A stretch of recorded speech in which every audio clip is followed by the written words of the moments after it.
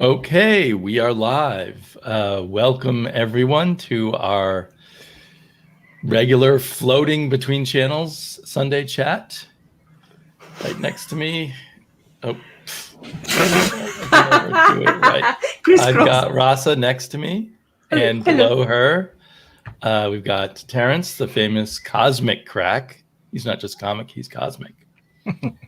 And Earl Grey, spelled a bit differently than we expected, is next to Terence. And we're here to just talk about whatever comics we read this week. And to drink various things, yes. I'm drinking tea because it's just lunchtime for me. Yeah. For me, it's water is enough. Oh, and for everyone else, it's very hot, I guess. Is it hot where you are, Earl? No, I guess today. Most of the weekend it was, but now it's pretty cold because it rained 2 hours. But I think until Terence then it was very hot, very summerly. Terence and Rasa, and especially Terence, I think, are suffering from unusual heat. Well, yeah, if you're 40 degrees. Brutal. Go ahead, Rasa, which is what, over 100 degrees Fahrenheit for us U.S. idiots. Oh yeah. Wow. Yeah. So yeah, that's very hot. Yeah.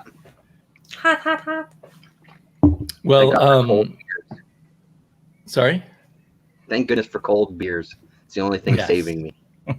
Or cold rhubarb juice. Are you done with the rhubarb juice and moved on to a beer? I'm done. That's done. Yeah, now I've got my golden honey Manitoba honey ale.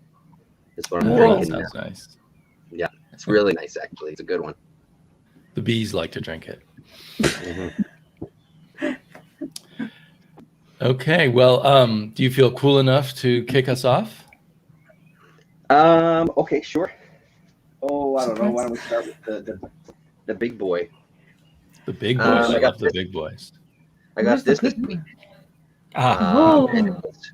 It was on sale, and I can't believe I've never read it. So it's Daniel Clowes, and it's drawn in quarterly from here in Canada, in Montreal.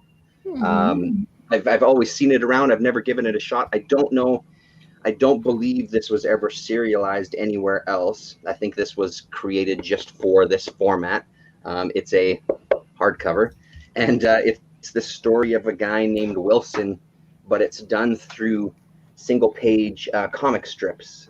So Clowes does a really cool thing with this where he changes up his style from strip to strip. And it doesn't sink in right off the top that you're getting this story of this guy's life, like chronologically, until a few strips in. Because some of them, at first, the first number of them, I don't laugh out loud much at comics, but I was laughing out loud at some of these. They're just ridiculously funny and over the top and kind of rude. And then as you get into it, you see kind of a little more of this guy's character and his interaction with, his ex-wife, who he finds out had a child. So he goes on the hunt to find his ex-wife, and then they go off together to find this child. And it just kind of goes from there. I don't want to say too much beyond that. I just thought it was really nicely done, and it's in kind of that Clowes fashion of it's sort of absurd, sort of ridiculous. They're very much Wilson is very much a I don't know, man. He's a challenging personality, I guess. Let's say he's not the most socially suave out of all the characters, but there's this kind of sadness almost that comes from it. You know, it kind of hits you of this guy. You're looking at this guy's life. His father is dying. He's kind of reflecting on his own life, reflecting on things, his perceptions as a child, etc. So it's really, really good stuff. I was really impressed. A very quick read, but I thought it was a really interesting way to tell a story through these kind of single-page strips. And I love that he can switch his style, even so much as, I don't know if it's showing up on camera, but even the paper itself on some pages, it different color to it. I don't know how well it's showing up, but like this Yeah, it's side hard is to kind see of that. white, and this is a little bit of a peachy pink kind of color there. And I mean, I could look at Cloud's stuff all day. He's just such a fantastic illustrator, especially when you're seeing like that's such a classic Cloud's face there. You know, that's his ex-wife who convinced was a prostitute and addicted to drugs, and she keeps reminding him that she's what never was. That was never true. But he kind of, anytime he's talking to people, he mentions about how, you know, she's had a really hard time. I mean, can you even imagine what that must be like being turned out? I wasn't a prostitute. I never took drugs. You know, so it has these kind of darkly funny moments, but again, it's this kind of undertone of, he's such a sad bastard. You know, like it's really, really good, and it was a really, really nice read. I'm glad I jumped on it. So yeah. Is that one he did like individual pages just scattered throughout his magazine, or do you think he did it all as one volume? I think it's done all as one volume. I don't believe they showed up anywhere else. Yeah, the whole contents 2010. I'm pretty sure it was done just for Drawn and Quarterly. So I see. Yeah, just awesome. Like his. Yeah, I've never read that one, and now you really make me want to. I didn't realize it's well worth it. Well worth picking up. I love that concept of each page having its own style. That's really, really cool. Right. Yeah. Oh, you're muted there, Earl. I'm not true to form today. This you can get it in German as well. Nice that it comes out in German. And I remember that the last page of the story was exceptional good, and I looked it up what it actually was. Mm-hmm. Him looking at the raindrops on the windshield, on the window. Right. And that's great. Great way to end. Yeah.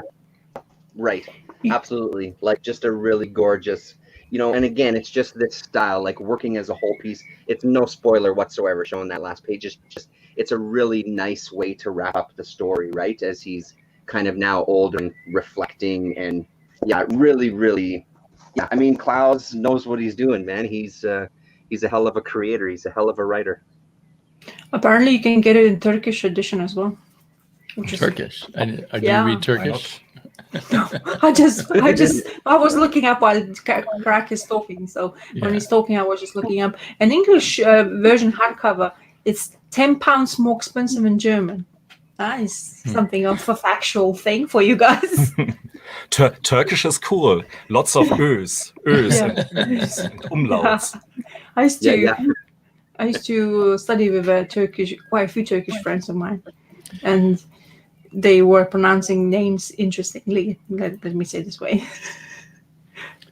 Well, I wonder, you know, when you translate from different languages, a book like that Wilson that maybe depends on tone and, you know, what happens as it moves. You know, a plot-driven book is less likely to be hurt by, or not necessarily hurt, but subtly altered by translation, because Gore Vidal was chatting with me somewhere online about how he got the Spanish version of Carmen now, and that Carmen's hectoring of the main character, whose name I forget, comes out much harsher in Spanish than it does in English from his point of view. And I don't know, and I think he kind of predicted that it would sound harsher in Spanish, like that he thinks Spanish has a meaner tone to it than English or something. But I wonder if like a sad character comes out in a different kind of sadness. I'll never know, since I don't read enough languages to compare. So anyway, do you want to go next, Rasa? Oh, okay, cool. I'll go whatever I have read the week when we had finished quite early anyway. So we finished early last time, didn't we? But this Fantastic Four issue, which I was reading, it's one of the best Sue representative comics I've read so far in Fantastic Four, where she actually had a say. Basically, this issue is all with her and dealing with her sons, So son, so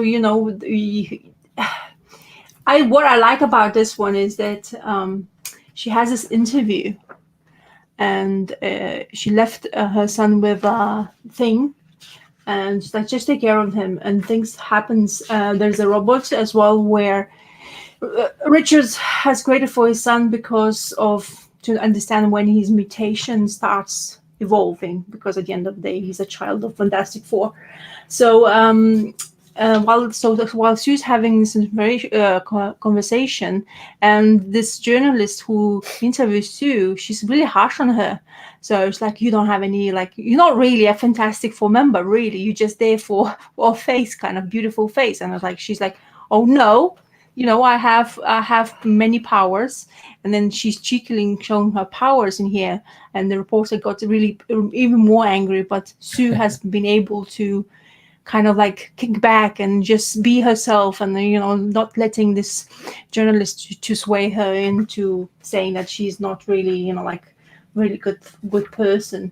So Sue comes back home, and she noticed something really bad happens. She goes there and she sees the things just lying there, and she doesn't understand what's happening. And suddenly she sees this page where this godlike creature, because it looks like Jesus, to be honest, like only blonde hair, having a human torch in his grasps, and he's like, tell me, I want to know exactly what and he's having conversations, and the human torch is baffled and doesn't understand what's going on.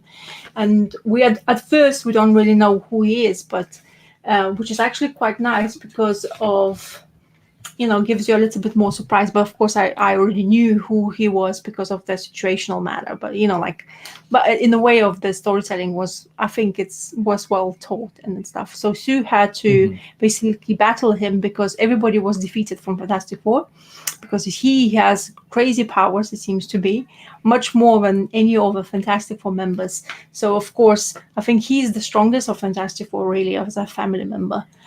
So have Franklin, isn't it Franklin his name? Franklin, yes. Yeah.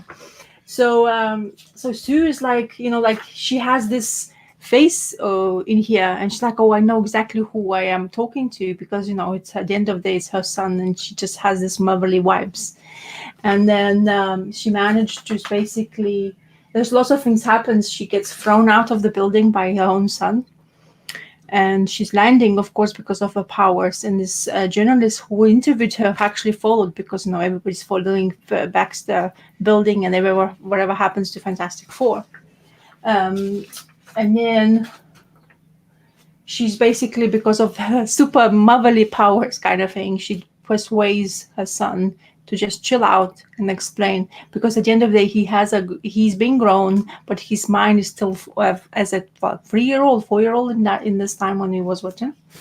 So I was really enjoying this, and thoroughly to see that Sue Richards wasn't like she always is a weakling in this comic book, usually especially the beginning of Fantastic Four. But I like her because of she's not getting swayed by people's thoughts. Even the Thing can't deal with him properly because of her. Franklin seems to be, he was actually trying to basically turn the Thing back to humanity, but because of Franklin powers, he realized that Thing doesn't really want to be human anymore, because of his love to that blind woman's name. Alicia, there you go. So basically he just left them alone, even though he's one true thing he wanted to be is human again. But because of meeting Alicia, he has basically decided that no, because Alicia knows him who he is as a Thing, rather than, that's why he thinks she wasn't falling in love with him as a Thing rather than as a human. So he decides not to basically use the being turned back into being normal human. So that's nice way of ending the storyline. So honestly, out of this Burns Fantastic Four is getting better, and I'm thoroughly enjoying this. The art is good. Who is art? John Byrne. I think yeah, he's writer but- and artist of that. Yeah, and this has coordinator Bob Sharon, which I don't know who he is. Graphic designed by Jim Novak. So I don't know what kind of titles that is. But anyway, as a one-off issue, this Fantastic Four 245. Honestly, if you want to get to know Sue and who she is and what's her brain waves kind of thing, this is a good issue to basically have to read upon, because it's honestly it's sad that they don't use as much of hers, because you know that invincibility and that cloak which she can give them. Right. There's lots of things she can do, but it's in comic book. Sadly, she's not represented as much like from my point of view, as far as I reached to Fantastic Four. I completely agree. And they often say this, that she's the most powerful member, but they rarely, if ever, focus on that. Yeah. And I seem to remember when I was reading the John Byrne run originally, that seemed like the first time a writer wanted to make Sue an important character. Yeah. And before then, she was just, Reed Richards' woman. And if she was an important character, it was because the Submariner was stealing her away or something. Yeah. And then even this journalist in here was like, oh, what about Submariner? Because, they know that she has some we're just friends. What do you mean? You can be friends with the evil? She's like, yes, he's a good friend of mine. And she's just like, so journalist was really upping her ass kind of thing, but she never gave her a blink of an eye kind of thing. She even lifted her with her powers. So she lifted her from the seat up and she freaked the shit out, but she was like really pissed off even more. And Sue was just like kind of like having that smirk, and it was really well told in this comic book. So that's what I'm saying. What I enjoy about comic books sometimes when they let the character do kind of their own thing or be like John Byrne explores it so well in here. So I enjoyed it. And that Franklin part it's interesting because it basically shows you what can future be. Like just John Byrne is exploring what can you do with Franklin's powers. And he has more, he has high intelligence levels, like almost like to insane level, like Einstein levels, let's say, or maybe more, I don't know, whatever they can measure in superheroes level of intelligence. But as well as that, like he just touched the thing and he already reads his brains, like kind of, he knows exactly his emotions parts. So it was kind of scary. Even like the most clever guy, Mr. Fantastic, he didn't know how to deal with his own son, and Sue just took over. It's like, you just have to talk to him, basically, just calm him down, like everything's gonna be okay. And he's just like, he touches his own mother, it's like, and he just turned back to child. So some situations happened, and he just exploded in his powers in this issue. So I was enjoying, as I say, what I'm trying to say is I'm thoroughly enjoying this issue, and I want to continue reading, but I get distracted with my reading. So, but from last week, I still remember. I guess that's why I wanted to mention it. It's really good. Right, you had read the one with Galactus where they saved Galactus's life. Yeah. So that's also the John Byrne run has lots of interesting stuff. Yeah. But so far, wherever I went, so after that, this couple of issues came out. So I read this one, and I wanted to because of Sue Richards, because he's not, as I say, hasn't been all I've seen represented, even though I enjoy those beginnings of Stan Lee's Fantastic Four for whatever they came through. But I think that dynamic of her being friends with Submariner would be so much more interesting to look at, how she can sway him like Submariner, because he's so much in love with her still to this point, I guess. So, but anyway, John Byrne is definitely writing really well. Fantastic Four, so I'm enjoying it thoroughly. Yeah, okay, that's cool. I'm glad you're reading that. Reminds me that I want to go back and reread that. Right? Yeah. Zesty made an interesting idea of maybe just a mini series of interviews with superheroes, and with the right writer, that could be very fun. Yep. Okay, Earl Grey, do you have some comics? Yeah, something completely different, I'm afraid. But I continued my Hotwire reading or rereading. This is the second volume, which I've enjoyed even more than the first one. This is a cover by Tim Lane. I mean, it looks nice. Amazing on its own right. On the back, we have some Craig Joe, who publishes these Oh, that Craig Yo, the one That who that does Craig the Yo. reprints. Yes, I yes. didn't know he does art too. He has a Tijuana Bible oder Tijuana Bible. Oh, naughty boy. His very abstract version of it. In the middle, awesome. Wow, look he at has that some part in the first volume as well. I didn't show it last time. It's just what it is. It's no story. It's just fooling around with these basic characters, and it's again edited by Glenn Head, who does some pretty amazing underground cartoonisms here, filled to the last square inch with crazy stuff. But for me, I can't help it. I feel the best stories in it are the contributions of Tim Lane, about these losers who shoot themselves in the pub. Huh. And it comes to a car crash eventually, and somehow on just 6 pages or so, or 5 pages even, you have the complete life story of this guy that crawls there in the front. And not a good life, but interesting to read in 5 pages if it's not your own life. And some different, totally different style, surreal style, these scrap board stuff art about superheroes. So I have a bit of a continuation from what LahRasa told before, but it's a bit not so strong on the story side, I have to admit. I like that art style there too. Yeah, it's by Marty Hagelberg. And one of the best stories in the book here is this Glenn Head story about this depressed, typical 60s, 70s housewife who don't want to be touched by her husband anymore. And there he is. Oosh. And he looks desperately for some solution and comes up with electroshock therapy.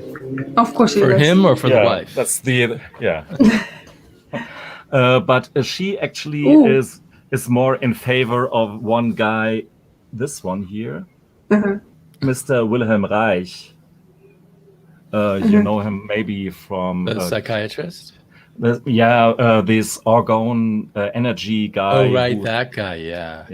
Who thought that the world should have more orgasms and built this argon box, which is. Oh, moment. I can't figure it out. Yeah. I can't disagree with the theory, but I'm not sure if the orgone boxes did anything. No. The orgone box is basically, when you look this up, just a box. And you can sit inside and feel better. I don't know. But she has some light beams coming out of her, between her legs. So it worked for her. Yeah, she seems to enjoy the therapy.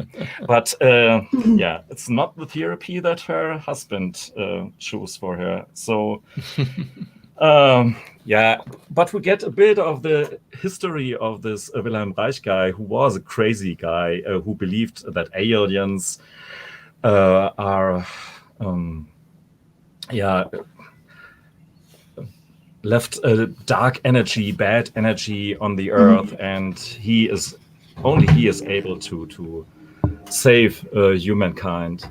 Of course. So he has some apparition here above the lady who suffers from her last electroshocks, and so on and so on. It's really a great series, and in the end, the couple finds together.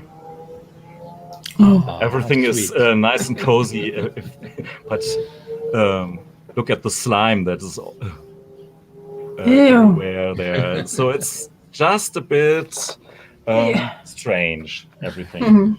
So, and then we have Craig. Show here, it's a take on Nemo in Slumberland. Oh, nice. It's called Little Dory in Pictureland. So it's a play on, it's a mix of Nemo and the picture of Dorian Gray. In which the painting, there's this picture of this guy, Dorian, and he stays as young as he is, but becomes older in the picture. So, and this is really, and it Really wraps got up the style down. pretty interesting. Yes. It's by one guy, Sikoriak. Sikoriak. He has a prenup too, I guess. Sikoriak. So, and just on the next page, very surreal stuff about an aunt, an elderly lady that lost her grasp on reality, and so the pictures lose a bit as well, the grasp on reality. And on the next page, it's really almost contrasts for contrast's sake here. Pretty stupid cartooning by Ivan Brunetti, Me, Tarzan, Eugene, and that stuff, sort of stuff. So, one thing last, maybe. One story by Mary Fleener here about her a sequence in her private life while living together with this lady here. She seems, her drugs are men, and Mary Fleener is not so, she rather reads some books from time to time. And so it's a fun little story about living together with some other lady and day-to-day life, a slice of life stuff, actually. And then she takes some drugs in the car, and she shows the effects of the drugs in these typical Mary Fleener isms. You see this? Yeah. So she's really deep in, like cubism or something. Yeah, whatever. Reality dissolves, obviously, and this is pretty nicely shown there, and continues. Yeah. It's really a nice, unpretentious way of using the stuff and getting the story across. I've got a Fleener. I don't know. It's in one of the magazine anthologies, and it is. I think the whole short story is her experience, maybe dropping acid. It's been forever that I've seen it, but there's a lot of pages and panels that are that kind of style. She really just goes for it. She was always really great. She would pop up in anthologies all the time, and it was always entertaining. Like really, really solid stuff. Yeah. And again, like one of those artists that was just very much her. You know what I mean? Like she had her very distinct style. The other thing I wanted to ask you about that was that Hotwire anthology put together when they were all at Spiegelman School. Is that era, Earl? I don't know, actually. It's from 2007, so I think it's later. Oh, yeah, probably. Yeah. So Spiegelman had a lot of these people as students?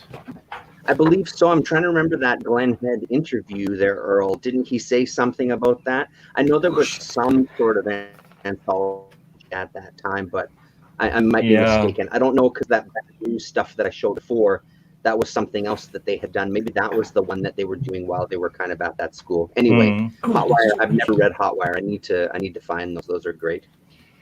there was some stuff. Here from one French guy, Stéphane Blanquet, and just artwork, but what an artwork! Yeah.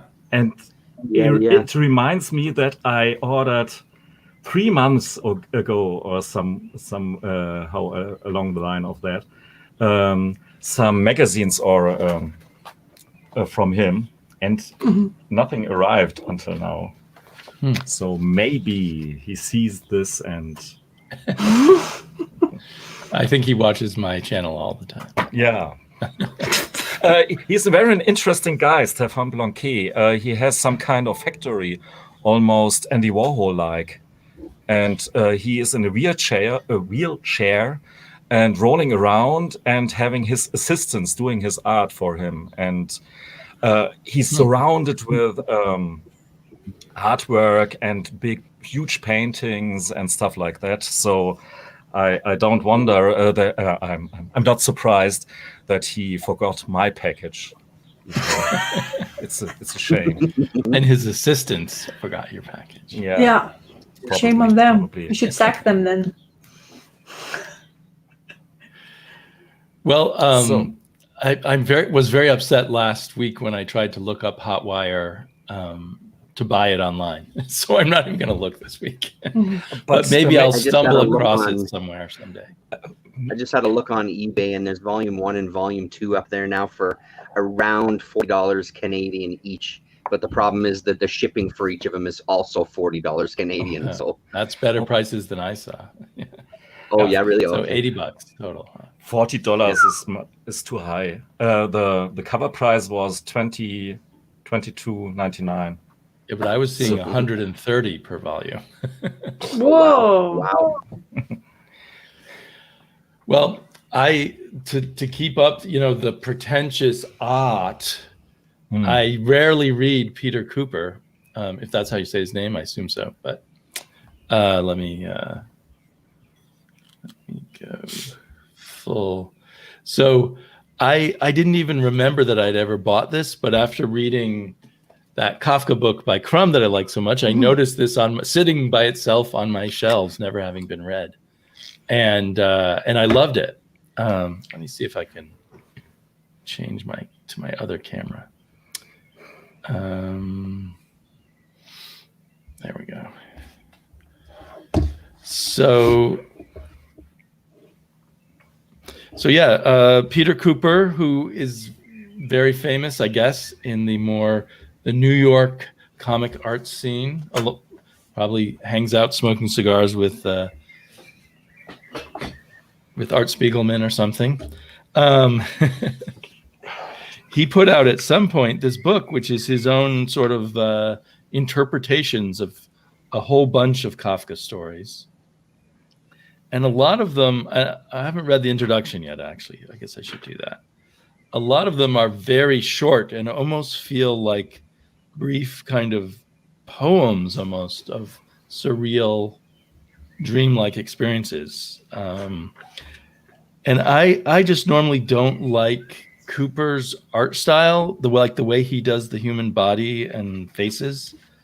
But this entranced me, and I just sort of got sucked deep into it. And I would have to go back. It's been a long, long time since I've read the original Kafka short stories, but I'd have to go back and see. But I'm guessing he did a lot of coming up with his own visual language for them and cutting out most of the words and just using a few sentences here and there. So it just goes on and on, but I found it very powerful. Just, I kind of wonder, like, if I didn't already know that Kafka, was one of this major figure in literature and had read him both in high school and then on my own later, whether I would just find this book to be a lot of gobbledygook or not. But once you sort of accept the idea of sort of Kafka's surreal stories, without any real explanation for what the heck is going on, you just get kind of sucked into them. But like this one in the burrow, the whole story is just this guy or creature. I guess Cooper pictures him as a creature. I don't know if Kafka did. Obsessing about staying away from the world and keeping down in his burrow and keeping safe.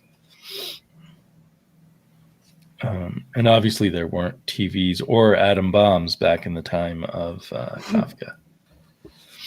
But anyway, I love the kind of woodcut look to things, and I guess that's common with Cooper's art. Mm-hmm. So, this one is longer than I remember. His art looks more like screen printing to me. Yeah, or maybe that's what it's like. Mm. And my main experience with him is I think he was the editor of this magazine that was called, what was it called? World War III, I think, that I used to see back when comic book stores had the more odd art comics in them. And I used to get it, but I never, I don't remember a lot about it. I remember not liking his art at the time, but it was an anthology with lots of people in it. And so I don't know if he's changed a lot since then. Like here's one with a guy, he just wants to buy some coal, and he's so cold, I guess, and can't heat his house that he's floating. He can't come down to the ground. And the wife of the coal monger or whatever, of the coal company, the coal seller, claims not to hear him. Because he wants a loan of some coal because he can't afford any coal. And then at the end, he just floats away. And with that, I ascend into the glaciers and am lost forever. And then a very famous one, The Hunger Artist. And that was interesting because I'll be able to find it quickly. Because I just read R. Crumb doing The Hunger Artist, and then I got to see Cooper's interpretation of it. And it just had a very different vibe, and I think I actually like the Cooper version better. It maybe fits that fable, sort of surreal fable kind of thing. And it's the complete story, whereas in the Crumb book, it was not the whole thing. So, and another major one is the In the Penal Colony, which is another sort of a very famous Kafka story and very impossible to interpret, really. I guess it may be against colonialism, maybe. I don't know. But I really like the way Cooper handled that. Mm-hmm. So anyway, if you like Kafka, this is definitely a book to look for. It's a very nice volume too, in terms of the production values and the nice hardback. And Great. I read it as well. Maybe I didn't have enough patience for it. Or I don't like Kafka enough. Maybe. I felt sometimes a bit bored, or the story started and I wanted just more. They don't go anywhere, a lot of them. Yeah. That's of course the trick of Kafka, that his stories go nowhere or somewhere where there's no exit anymore. Mm-hmm. Yeah.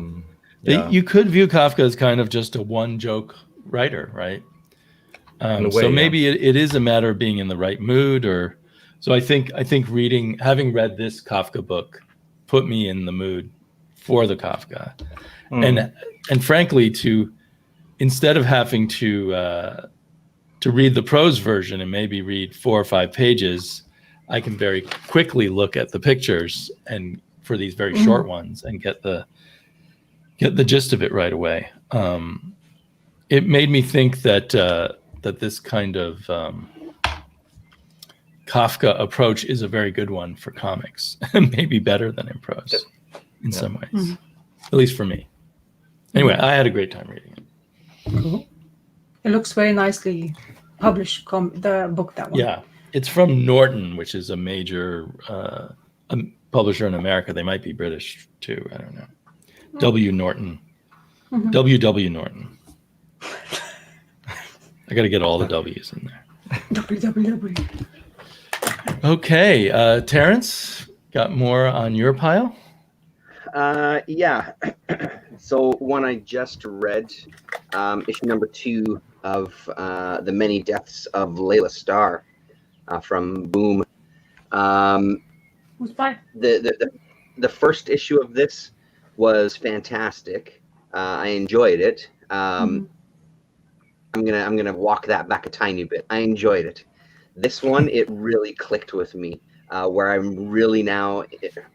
I'm so looking forward to reading the rest of them, because I guess I didn't really know how they were going to move forward with this story. So it's the god of death has been. There's a boy that's been born that is going to make everybody. He's going to do away with death. He's going to make everybody live forever. So the god of death has been taken out of her spot and now sent back down to be a human, Leila Starr, and this is the baby here. So the first issue, it ends with her dying, and now we jump, I don't know how many years, 8 years it looks like, because now this boy Darius is 8. So she's kind of convening with this crow here, whose job is to kind of take the dead spirits on to the next part of existence, basically. So then we get to touch in with the story. It almost treats it like a horror anthology, where these are the hosts, and we're checking in with another chapter in Darius's life. So this is kind of Darius's first brush with death. He comes from a very well-to-do family, and they have this guy who's basically a servant who is doing all of the work around the house. His name is, of course, I'm not going to remember, and I can't see it anyway. So Darius forms a friendship, a pretty close bond with him. Ends up kind of hanging out with him quite a bit and asking him all sorts of questions. One of his jobs is to kind of shuck the jackfruits that are then handed off to the family. He doesn't get to have any of them. Darius, of course, wants to share some with them, and their bond goes even closer. Darius and his family move away, and they find out that he's now died. So one night when his grandma's looking out for him, he sneaks off so he can attend the funeral, and he ends up meeting Leila Starr. And it's just such a beautiful little story, and the art is just fantastic. It really reminds me of that kind of golden era of Vertigo, just the way the story is told.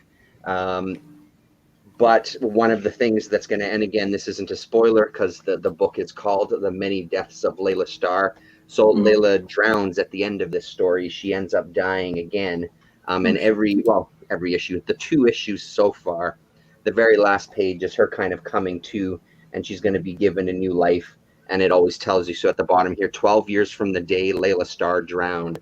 So now we're going 12 years into the future as we kind of continue with Darius's story, which is going to be the kind of thread throughout the series.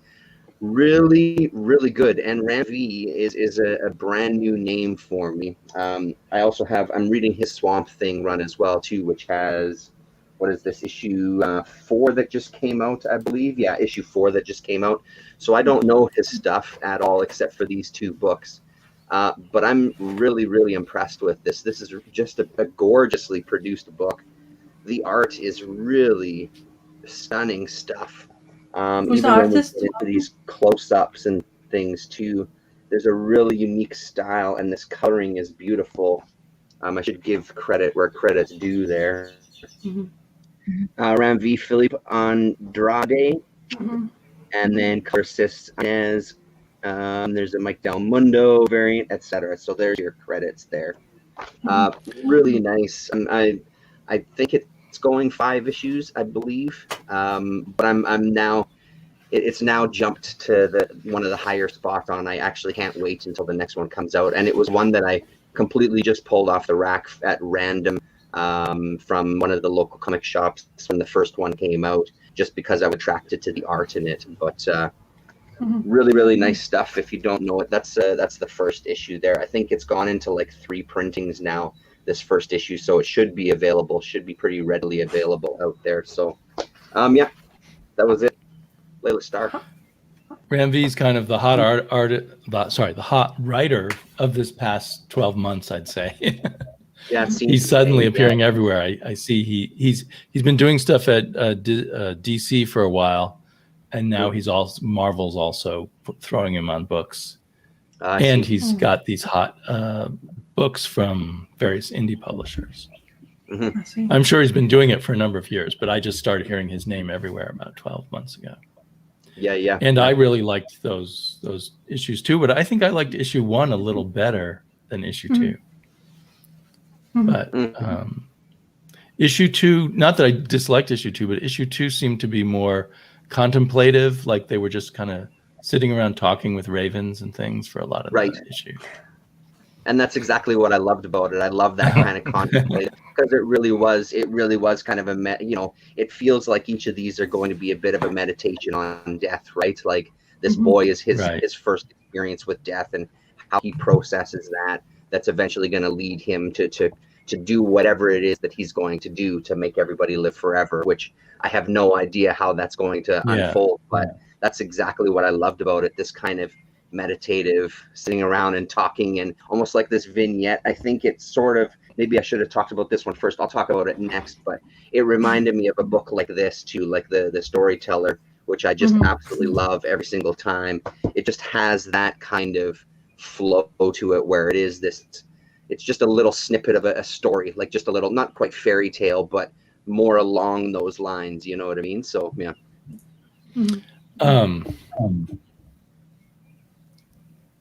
Now I forgot what I was going to say. Oh, the other interesting thing I thought about that issue, and maybe you were talking about it as I was fiddling with technical difficulties, is it seems like he's commenting on the caste system, but he doesn't explicitly say it.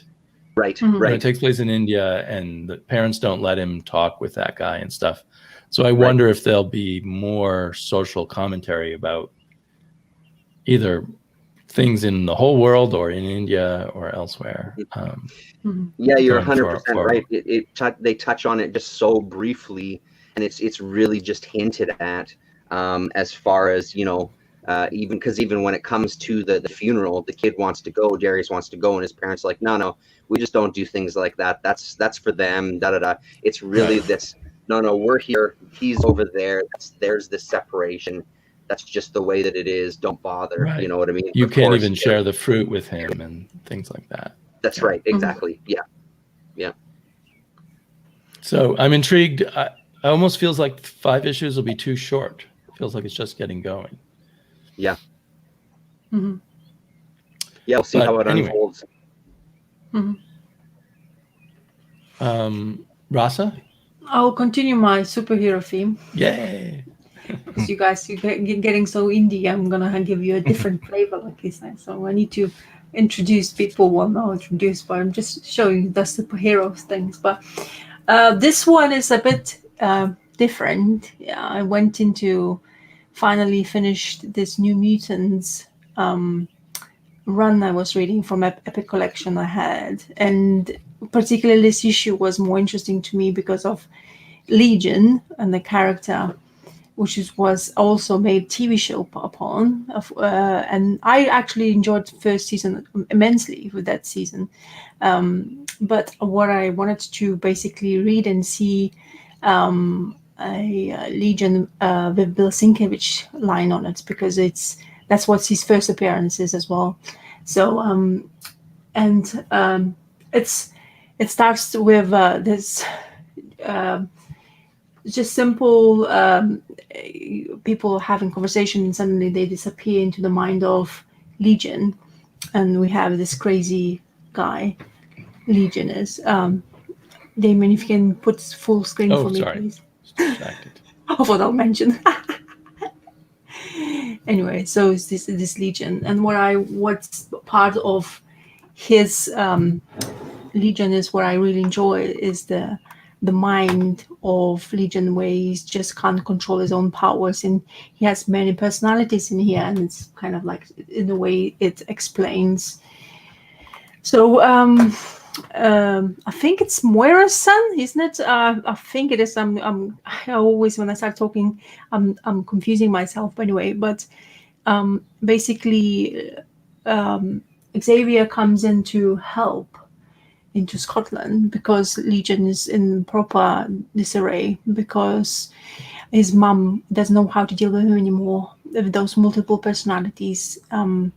So because of the Xavier's a big friend of his, he basically she was asking him to come in, not knowing that Xavier actually himself didn't know that Legion is his son, which was a good twist as well. But I knew that already while I was reading it. So what happened was basically, in order to save Legion, they had to go into his brain, and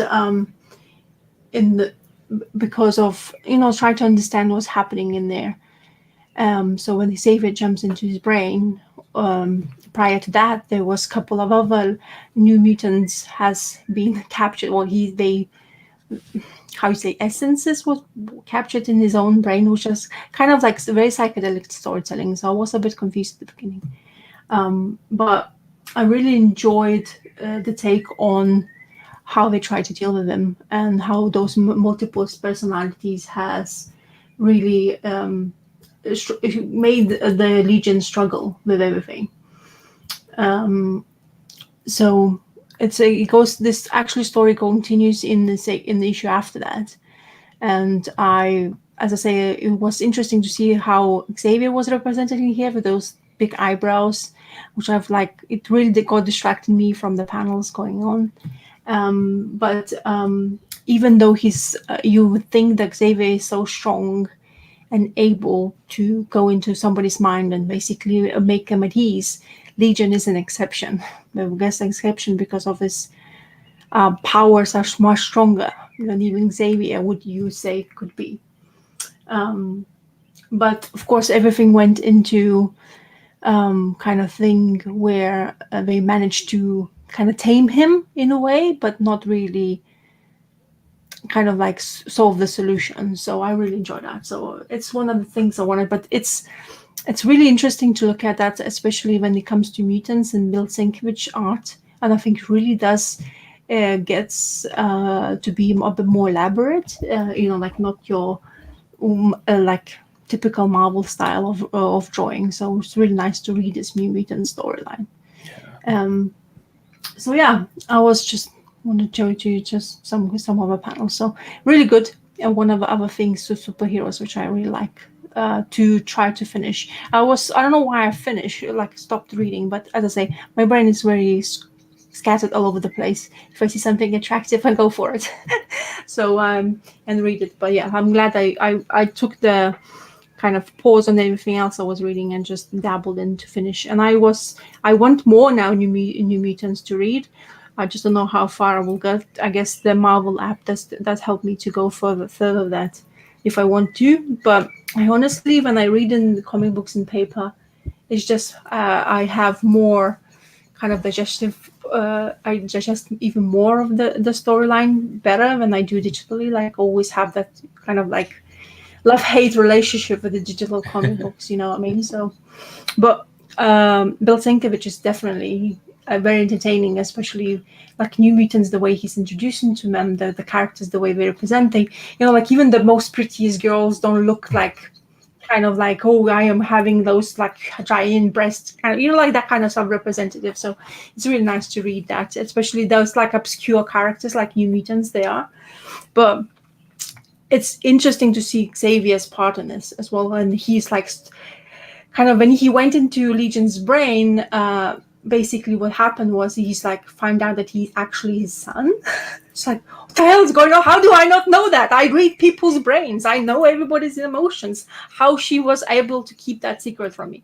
I guess it's just like, got distraction because apparently this story was involved with some other evil who were part of this, like events they were part of, so kind of thing. So I guess Xavier was into trouble. And then there's another storyline which was really entertaining, was when they gladiators and Dazzler was involved. And I'm not really into Dazzler as much. I haven't read much of the Dazzler, but in there she was really struggling, and the power, I could not stop giggling when her powers, like she has those flashy, like almost like a fireworks style of the things, and everybody just goes dazzled by her charm and subject to that kind of things, which is what's interesting about New Mutant part. So I'm an X-Men fan, but seems to be if I would have read the New Mutants first, especially if I have read Sinkiewicz take on them, I think I would have been New Mutants more fan of because of his art. But I am a fan of X-Men anyway, so I grew up with the cartoons, so I will be fan forever, like Teenage Mutant Ninja Turtles. So that's stuck in my brain. So his art is great. Yeah. I love Elektra, which is. Yeah. Fantastic. I have that. I think I have. Yeah, I've read some of it. I don't think I've finished it all. I think it's mini. So, but yeah, I like the way even the artist like this in that time, he was able to just put his spin to a New Mutants as well. So yeah. Even if Architectural Foam Panels is right that if he lost some of his excitement, he's still a more exciting artist, interesting artist on it than most would have been. Yeah. And I think, like you're talking about digital, I think it's fun to look at artists like that digitally and physically, because there is sort of a different way of seeing them. But in the long run, reading does seem better physically, but I like to do both. No, yeah, it's good to, like, you have an option to dabble in if you want to continue, for example, reading the stories like I do, because this was just a sampler for me to see how far, if I want those New Mutants to, am I entertained enough for me to continue spending time towards it. But after reading this, which I didn't finish, and I wasn't very kind of like happy with it kind of first, but then I read that Legion part, because of those situations where Xavier was in and all the other characters of New Mutants were involved, I just want to read more, because it felt like they have more to them as a characters. Kind of they're not afraid to explore them. They're not afraid what they're going to do. Like, they really do make mistakes because they're children at the end of the day, even younger than X-Men that time. Right. And there was that event which I was talking about, and they were involved, but they weren't talking, like they were just in the background, which I like. If the comic books, like you have an event book, but everybody stops now. Like every single comic book stops. In here, when they was writing, there is an event happening. Like there's a story behind it. There is an event, blah, blah, blah. They mention in this book, but they continue the storyline, which is so rare now, because events take over completely everything now in mainstream comic books, so, which is kind of sad. Well, and with Sienkiewicz, sometimes his art is not suited well to newsprint because it's so almost painterly or something. It's not painted, but so I think there is stuff you lose in the old newsprint comics, but a nice reprint of it might be good.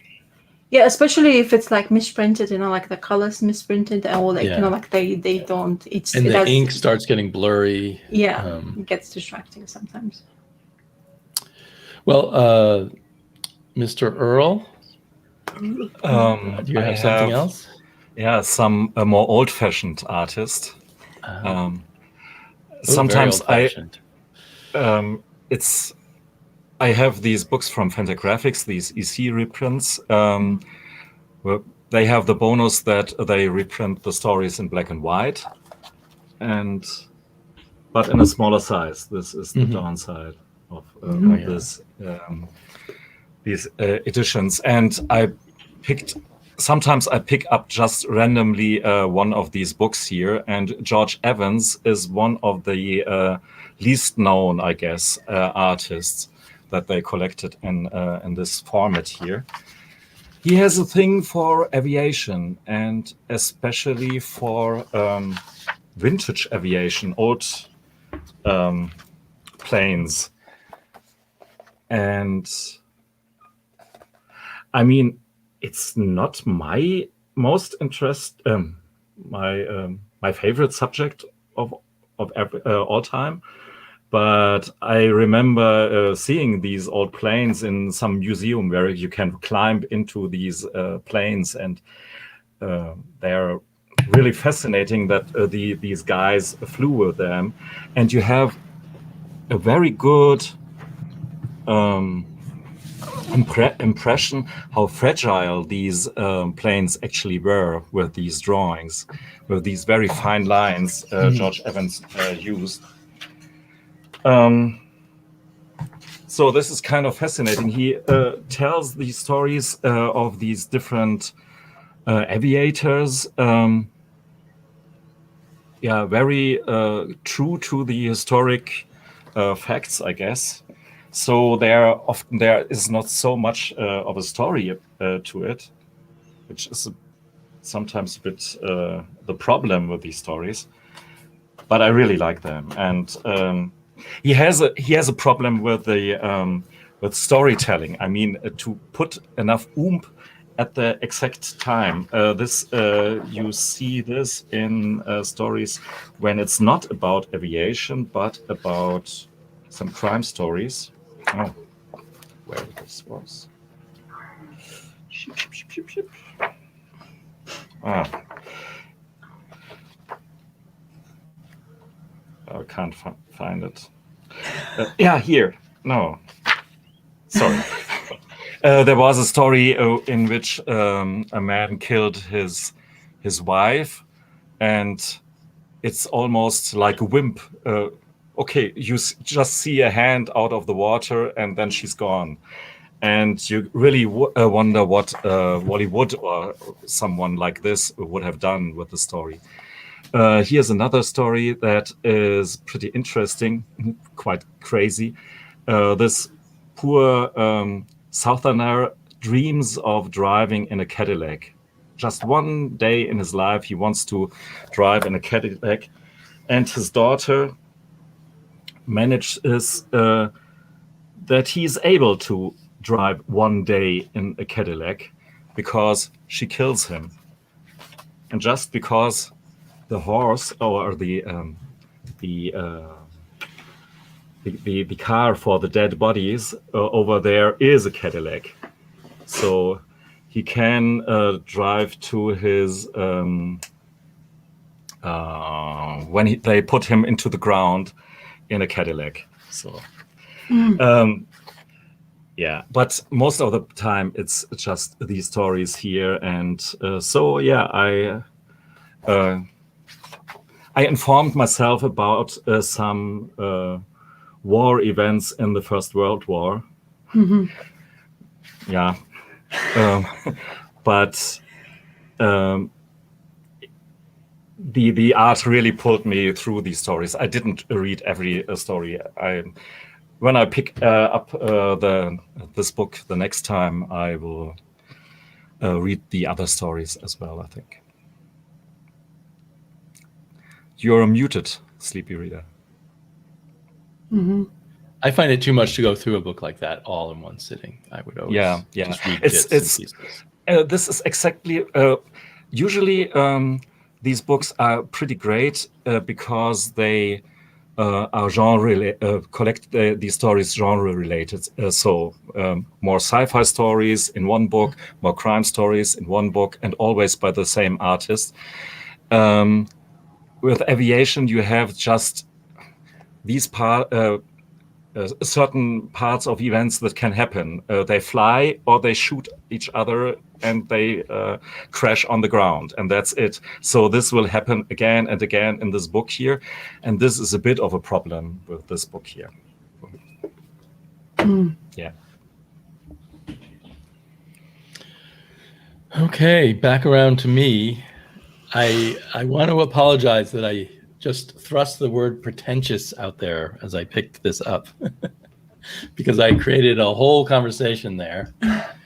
And to me, I probably meant the word elitist, and which also is probably problematic. But I think because of my own experiences in the world of writing, and also because I grew up in a family full of college professors, I think of elitism that likes to create fences and say, you people are not admissible here, and you are. And that Peter Cooper has made it into the world of the New Yorker and teaching at Harvard. That you will mention I'm this very paper. anti-New Yorker, Yeah. because that has always been, in the East Coast circles that I used to travel in, the ultimate measure of the worth of certain things was if they appeared in the New Yorker, and people would buy the New Yorker just to put it on their coffee table to show they're certain kind of people. And Crumb appear in New Yorker as well, though, too. So recently, the New Yorker kind of co-ops these people once they're beyond, like people like Crumb, once they're beyond being offensive and all of that, then they pull them in, and Tomine is there, and Art Spiegelman and everything. But back when they were scruffy underground, it's sort of like you're now part of the accepted elite. But the cost of that eliteness is usually to put down everything else that is not within your little corral. And especially like getting teaching gigs at Harvard and that kind of thing means, in my mind, that you've been playing that game. So I don't really know that Peter Cooper is part of that, but that's sort of my sort of way of distinguishing them. Doesn't mean I don't like their work, but it just means I lump them in with this social elite. In literature, it would mean you could not get into a writing program if you wrote science fiction, that kind of thing. And so there's just all these demarcations and fences amongst the arts elite. And so that's more about pretentious. So it's more about like also pinpointing specific styles and areas that are beneath people. You know, like if you write in a certain form or a certain format or a certain genre, you're beneath going anywhere but there kind of thing. Yeah, that makes sense. Right. Yeah. And the lines, the demarcations change over time. So like more pulpy-ish stuff is a little more acceptable now when done by certain people in certain ways. So the people who are within these circles have to be kind of careful that they don't step outside too far. That's kind of what I mean by all that. But it doesn't mean that I dislike anything I call pretentious. And I think other people responded because they're thinking of like they get attacked for being pretentious if they don't talk about only superhero comics or something like that. And other various meanings. I like Scott Connor's definition of pretentious best, which is people who lived in the time before tense. So anyway, my next favorite comic that I read this week was a old Usagi Yojimbo. I've been starting to hunt down any color Usagi. So this is a color special from his Dark Horse days. Because I am so pretentious, I can't read black and white Usagi. I just have trouble tracking it. I really love him when he's in color, but when it's in black and white, I always put off reading it. I must say, I agree with you as well. I really do enjoy reading him in color as well. It seems like his art was meant for color, but a lot of people tell me I know a lot of people love his black and white, his work in black and white, but for me, me for instance. You for instance there. I was thinking of other people. Have you done videos on Usagi? No. It's just too much of story, and right. I feel a bit intimidated by the amount of stuff that you can talk about. For the Love of Comics has done some great videos on Usagi. So this one is as they almost always are, a one and done, in which Usagi gets wrapped up in this conspiracy to stop the delivery of this porcelain persimmon to some lord that he has some allegiance to. So he has to fight large numbers of people. So it's a pretty basic story. In fact, reading this, I was thinking, if you're a writer at Marvel right now who's been assigned to write Conan, look at Usagi and steal some plots from Usagi because you've probably done every Conan plot already. But anyway, so I had a lot of fun reading it, and there's scattered color Usagi. Like there was a Mirage run of Usagi that was in color. I think about 16 or 17 issues. So I've been collecting that too. The only thing is, the weird thing is the cover doesn't look the same. It says it's by Stan Sakai, but it has a more, I don't know, 90s look to it or something. And this came out in the 90s. But. So anyway, he fights his way through and solves the mystery of the persimmon, which is a message of how to stop where to find where they're shipping guns in. This Dark Lord, the Shadow Lord, as they call him, wants to take control of Japan by shipping guns in. It hadn't occurred to me that guns were around at the time of Usagi, but I've never thought about exactly when in history Usagi existed. But yeah, so I think this cost me a few dollars. If you ever get back to comic book bins, look for these Dark Horse color specials. That panels you show with that persimmon was reminding me kind of in a way, because we just recently both read about it, that teacup. One of the, like when he throws it up, it's almost kind of similar, use it. I mean, at the end of the day, he's using the same kind of moves, Usagi, so you can't really change, your kind of like be more elaborate kind of thing. So it's actually in a way clever way of using the same things, telling a different story. But it did remind me of that, which is actually quite comforting, to be honest, even in a way, because you read something already.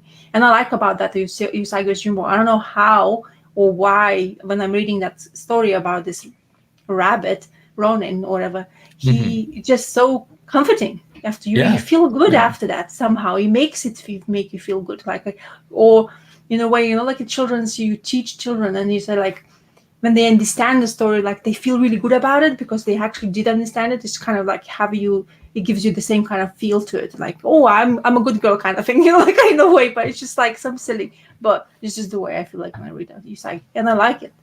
Yeah, and it seems like the more I read, the more I like it. Like this probably wasn't the best issue, but it was so much fun to read another Usagi story. And and the reason why I thought it would be like a Conan story is a lot of it is different ways he survives each attack. Yeah. Like in one of them, they're shooting flaming arrows at him in a field full of dry grass. And he uses his swords to quickly dig a hole for himself in the ground, and he buries himself. And obviously dry grass will burn very quickly, so it won't get too hot too much, I guess. And so then after they look for him in the field and they can't find him, and they think, wow, this guy's like a magical warrior or something, he comes up out of the dirt. So it was a particularly Conan-like issue. But yeah, if I were a Conan writer, I'd be stealing from Usagi all day long. Do you imagine confrontation between Usagi and Conan? That would Usagi would be like, just, yeah, because he would be just running around him like, look at your muscles, you can't even move your hands anymore. I'm here already. We're gonna chop you up like a carrot.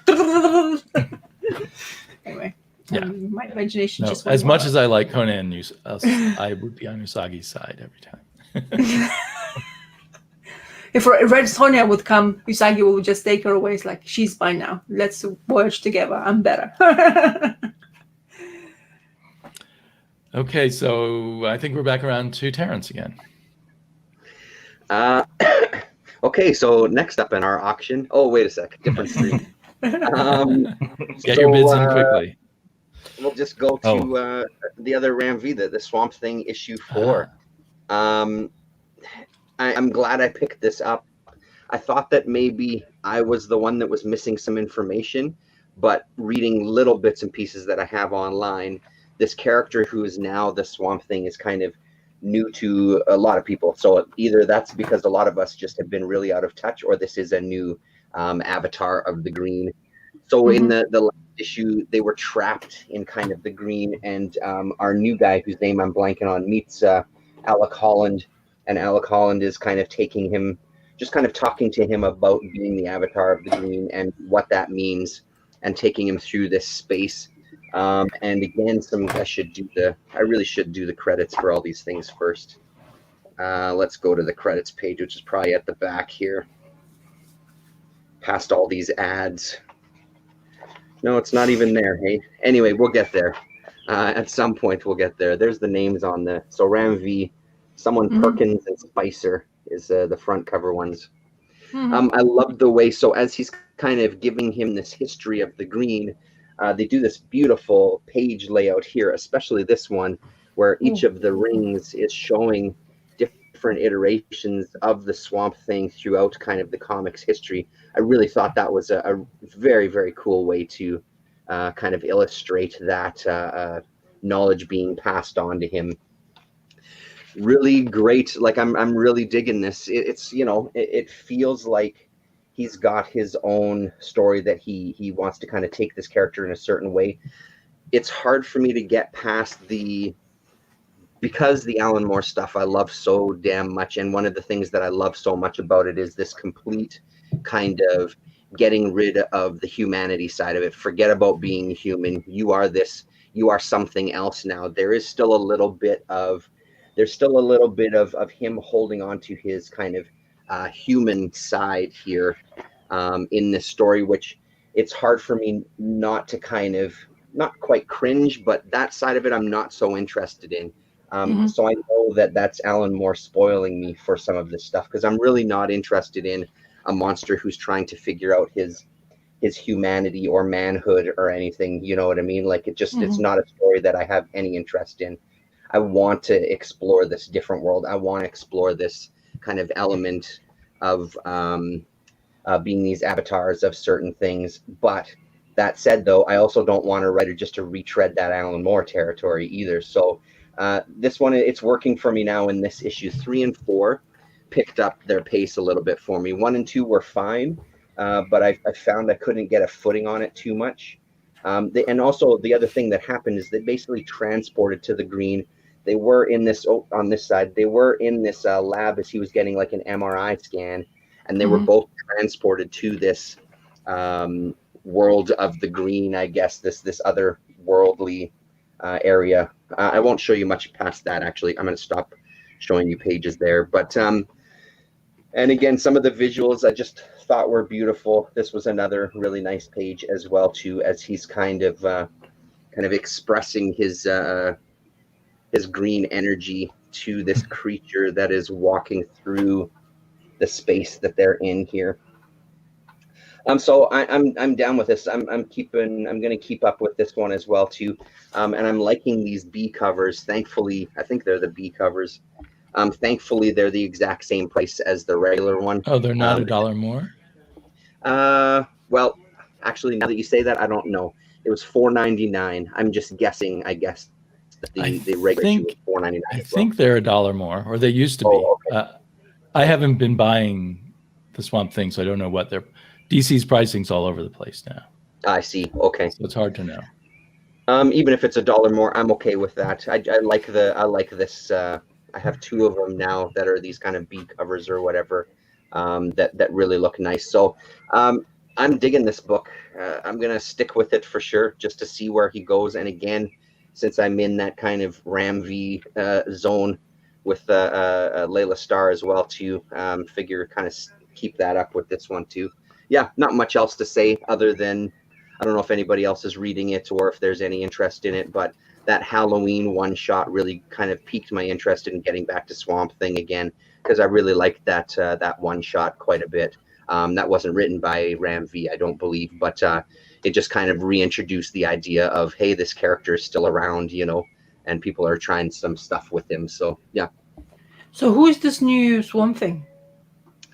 I'm blanking on his name. We don't have much of a history on him at this point yet, which is why, like, especially with those first 2 issues, I just assumed that I had missed a whole bunch of stuff because it was this brand new character.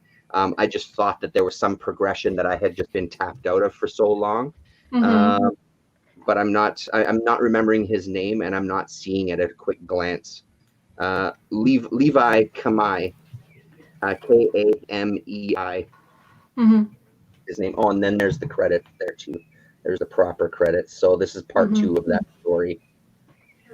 Mike Perkins, it looks like, is the artist. Mike Spicer, colorist. So yeah, it's well worth checking out. I mean, it might be something, you wait for the trade and give the first trade a try. Maybe not necessary to jump on every issue, but it's one that I'm going to keep grabbing when I see it. So does it feel like somewhat new territory?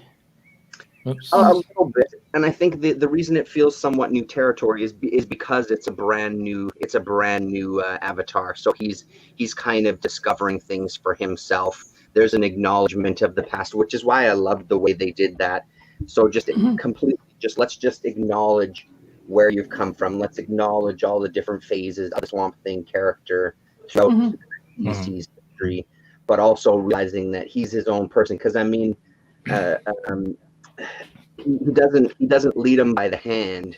He disappears pretty quickly. Where's the page? Yeah, right here. You can see Alec Holland disappears, sort of leaves him with some information for sure, but then goes, I'm not really here. I'm a figment of the green. I'm a part of the green that you're just communicating with right now. So it doesn't lead him by the hand to any degree. So there is still this sense of this guy might just discover things himself because it's a brand new. He just has no link with it whatsoever. We'll see, right? There's potential there anyway. The story seems to be getting more interesting with each issue. I think the first issue. Getting it too? Yeah, it's on my pull, and I'm pretty glad. It's one of the 4 or 5 or 6. And do you guys like the art? I really dig it. I dig it quite a bit. For mainstream books, I think it's pretty great. It's not something that I would normally kind of go towards. I would be kind of interested in, but I dig it for this book. Mm-hmm. Yeah, I have the feeling that this thing with the different panel layouts and so on, this is pretty interesting. The art for itself, the drawing is photoreferential as you often get, but the panel layouts, these are what makes this a bit more exceptional, I think. Interesting. Yeah, I read the same artist's work on the 2-issue Future State version, and I found his art very photo-referency. Yeah. Mm-hmm. But it looks like he's doing more with the panel layouts than he was before. Yeah. Which is good. I think when you're talking stories of Swamp Thing, you have to be elaborate when you're telling it. It's character is kind of like a request to do that. You can't just have your squares. It would be quite of like, I mean, like J.H. Williams III, like he was the one who just likes to do everything all over the place, which would be great to have them doing that kind of stuff. But yeah, but it's one thing I wouldn't imagine having them because of it's green, like the, you have it overflowing surroundings of nature. By the way, where is J.H. Williams III? I can't remember having seen anything. He has an indie comic coming out soon, so he's probably been working on that for quite a while, along with his co-scripter when he took over the writing of Batwoman. He had a co-scripter, and the two of them have been working on something. I saw it in my previews, but I can't remember what it was now. But it should be coming out in 2 or 3 months, I believe. The stuff he was doing in Batwoman and that New 52, it was just because I remember pulling that off the rack too. It was just incredible stuff. It was really, really impressive. Yeah. I wonder if doing that Sandman prelude gave him a lot of money, and then he had time to take his time to work on an indie comic. Right. Yeah, I hope that will give him, a chance to really wow us again. Yeah. I forgot about him. It would be cool to see him do Swamp Thing, I guess. Yeah. And I would have always wanted to see him doing that because of Batwoman panels he was doing. It just would be screaming Swamp Thing for me, to be honest. Because of and stuff that you really have to read in comic books, I guess, because he always does these double page stuff. Exactly. Yes, you have to have very good binding if it's not in a comic book. Yeah, don't buy it. DC doesn't do really great production of those collected editions. That's the problem with them as well sometimes, because you never know. It's like a lucky dip. You take it, like I have that Deadman omnibus. I'm still saying, oh yes, I won. In saying that, but anyway. Yeah. So. Sorry. Go ahead, Rasa. No. It's I am going to talk about. So I'm trying to get into this 2008. Oh yeah. So talking Alan Moore. So Alan Moore's Ballad of Halo Jones. So Ultimate Collection. I haven't read many because I kind of like taking my time. To be honest, first issue I read was not something I was really understanding what's happening in here. Maybe the way the languages was used, because it's like 50th century. We have this, it's called the Hoop Tevet Society to Manhattan. I'm not sure. It doesn't really explain why they were tethered to that, because maybe, like something happened, post-apocalyptic situations happening. But in the first issue, I got really like kind of lost to understand what's happening at first.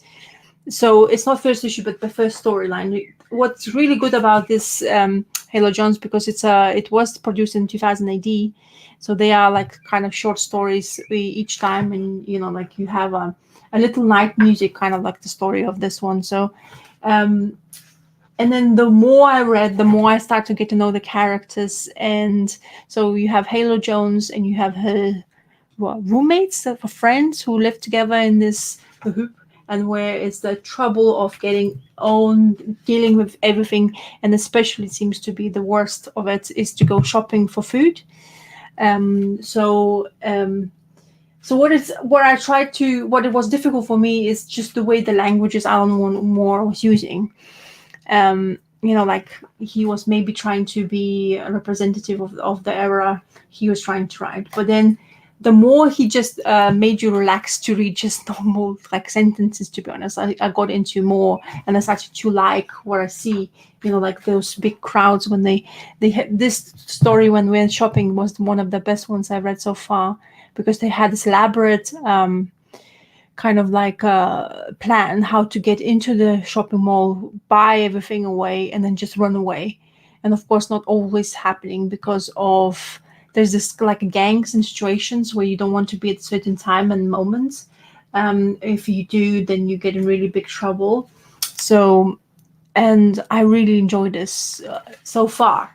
As I say, I haven't read many. I've read maybe a quarter of this book yet. But what I really enjoy is that each story I can read snippets of it, can put it away, come back to it, but it's continuous in the storyline basically.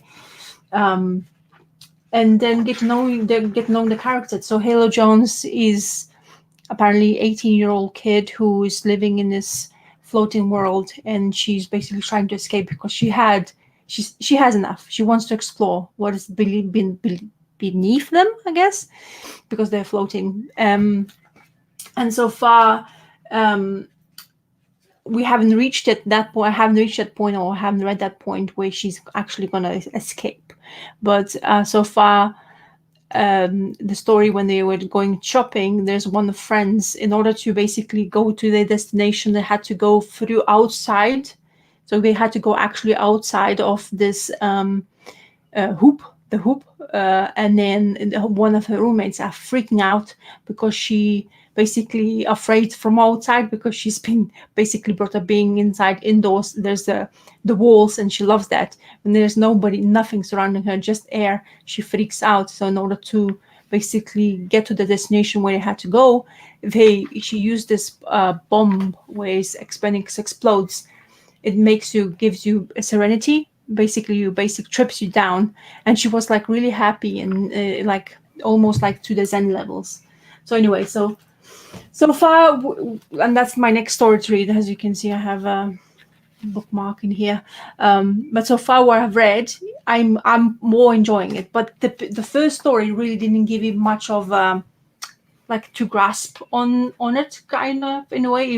I was just thrown into the storyline without understanding. Of course, I could have read at the back, and you will explain to me kind of like it's a 50th century, blah blah blah. But still, I think like it lacked that easiness of into kind of the storyline. It just like you throws you at you and see how you feel about it. But the more, if you give patience and you continue, it becomes more interesting. It gives the life to the characters. They have the strengths, the friends especially, because they all get into the situations, and all those crazy creatures. And also they have this robotic dog who has this like sentient being, and he's like, oh, so you go and do that for us. Like, he's like, no, I'm staying here. You do whatever you feel like doing it, but I'm staying here, kind of thing. So it's interesting, but it's like I say, I'm looking forward to reading more, because I think the more I read out, the more I'll enjoy. But kind of at the beginning, it was like, like I was jarred in a way. I was like, really? This is what you give it to me? How, like if I had the prog and I read it, I don't know, I think it would pass me by, and I don't think I would have like wanted to continue. I guess it would continue if I would continue buying progs. But it helps that me having this collected edition one. So, oh, there you go. Yes, yeah. You have all different types of collected of this. So I heard that the story has not finished. I found those first couple issues, like I'm 8 issues in. I just have 4 more to go. Yeah. I found the first couple of issues very difficult. Yeah. I found that because it was it wasn't really like a take you by the hand and kind of lead you into this world. It was, here's this world, you've just got to catch up, and we're just going to throw a bunch of stuff at you, which it gets so much better. Like it really moves along that I still look back on those early issues. I don't know how else he could have done it. I'm in no way going to make suggestions to Mr. Alan fucking Moore as a writer, but it was a little daunting at first for sure. But now that I'm kind of in with the flow, it has this really nice sense of, this is a character that we're telling you the history of. So it has that, which then makes a little more sense with the way that it started. Here's what that time was, here's what's going on, and we're just going to move you along that way. But yeah, I'm enjoying it quite a bit now. I'm kind of disappointed that I've only got the 4 issues left, because I know it doesn't kind of wrap up from what I've heard, right? So, but still, I'm enjoying it. Yeah, cool. I hunted down these 2000 AD progs who are totally unknown over here. I haven't seen any kind of this stuff until one of these magazines came along my way, and then I hunted it down because it's great. You have the art, especially of Ian Gibson. I feel his art is pretty special. That bigger size helps, I think. Yeah, absolutely, because all the details and the way he conveys the story, this is a bit lost. I have the smaller sized edition of Hello Jones as well, and it was almost a different story. So, yeah. And really, this story will grow on you. I mean, this is a fantastic series, and one of the favorite series of Alan Moore, in my opinion. You have a colored edition, isn't it? Oh, interesting. Well, and that's what I was going to show, because I mean, it does look a lot better in those 2000 ADs. Because so this is on kind of a regular comic, and then you have this coloring, which for these reprints, I've said in the past, from Quality Comic and Eagle, I kind of dig them. But it doesn't do it much justice with some of these, especially these early issues. The pages are pretty busy, which I guess give you a bit of a sense anyway. But I'd much prefer to see it in that prog format, right? So like I'd love to see it in that kind of newspaper-ish size, right? So yeah. No, it's a small newspaper, but the newspaper, actually the Mutty newspaper in itself is great for reprinting the blacks. I started hunting down these for because of Nemesis, because these smaller sized collections of 2000 AD or Rebellion, I guess, they didn't really fit or match the title. So it's different thing to read the stuff here in this size here. But actually, I wanted to talk about some other stuff anyhow. Yeah, no, that wasn't your turn. It was just you were showing Okay. up. But now we can officially go to you. No. Okay. Architectural foams and foams panel. Yeah, Foams and architectural foam panels and panels. columns. Genau, exactly. He recommended this one here, a reprint of Jimbo Adventures in Paradise by Gary Panther. Were those in Raw magazine? I think it was. I seem at to remember first. them. Yeah, and now going for insane prices. This is reprinted by New York Review Comics Yes. recently, so it's it's still $30, not so cheap, but a real nice book with some flaws, but about that in a minute.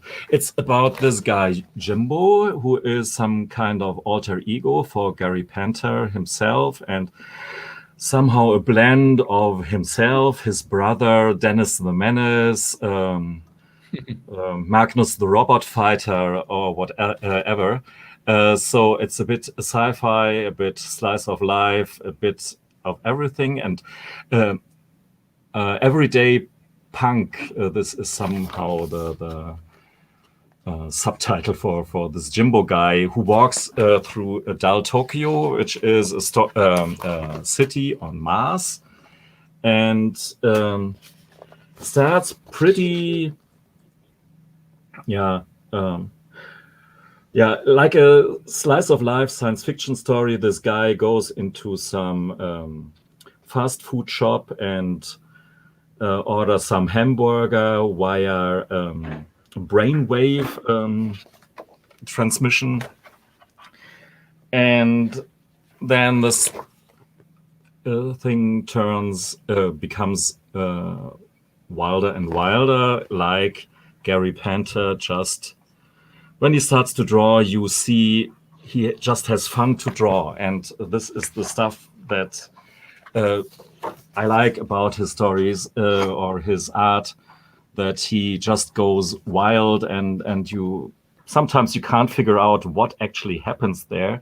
And no wonder with this particular book, this was drawn in the over a decade or so, from 78 to 88 or something.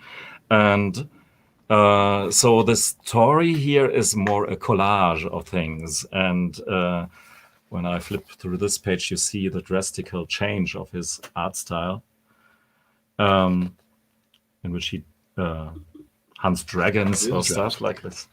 Yeah, pretty drastic. And stuff like this here. There is some kind of story to decipher, to take out of it. He falls in love. There's the Smoko guy. Wait, here. Here, over this guy here, called Smoko. He has a sister that becomes the girlfriend of our Jimbo guy. She is abducted by these cockroaches or grasshoppers, these insects, let's say. And here. The chief of these insects is King Dako. It's real wild stuff. Maybe pretentious in the New Yorker sense, I don't know. No, I actually not. It's just punkish, draw whatever comes to your mind in a way with art changes over a page, and there's I don't bother attitude. I don't bother if you like it or not. So towards the end, the story spirals down into some kind of apocalypse. And I wonder what happened in this particular decade to Gary Panther. But in the end, you really have some of the strongest sequences by him that I know of.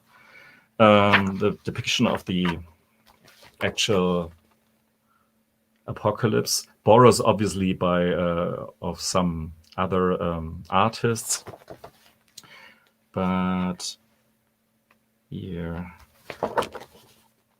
there's some art printed in orange over the blue background, and you just have to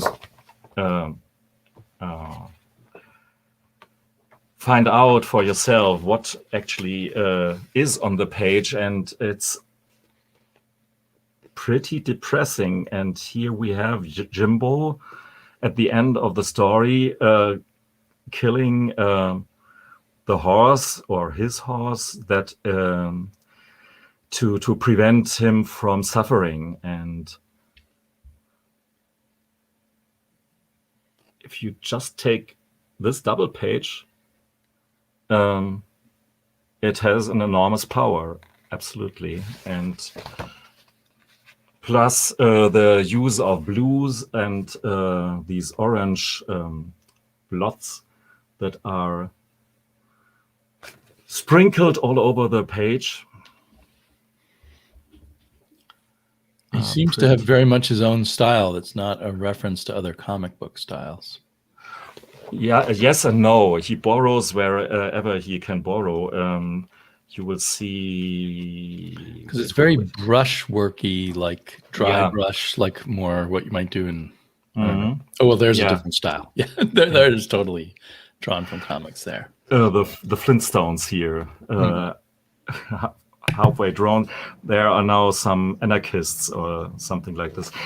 His family has some origin. His grandfather or grandmother is of Native American origin, so he always thought this is some kind of part of himself. So he portrays himself sometimes as Jimbo, the Native American. So.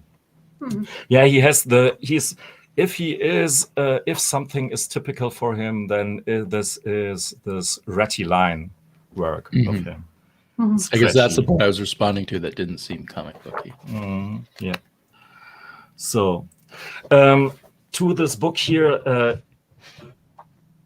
one thing is a bit disappointing, especially since this is not so cheap.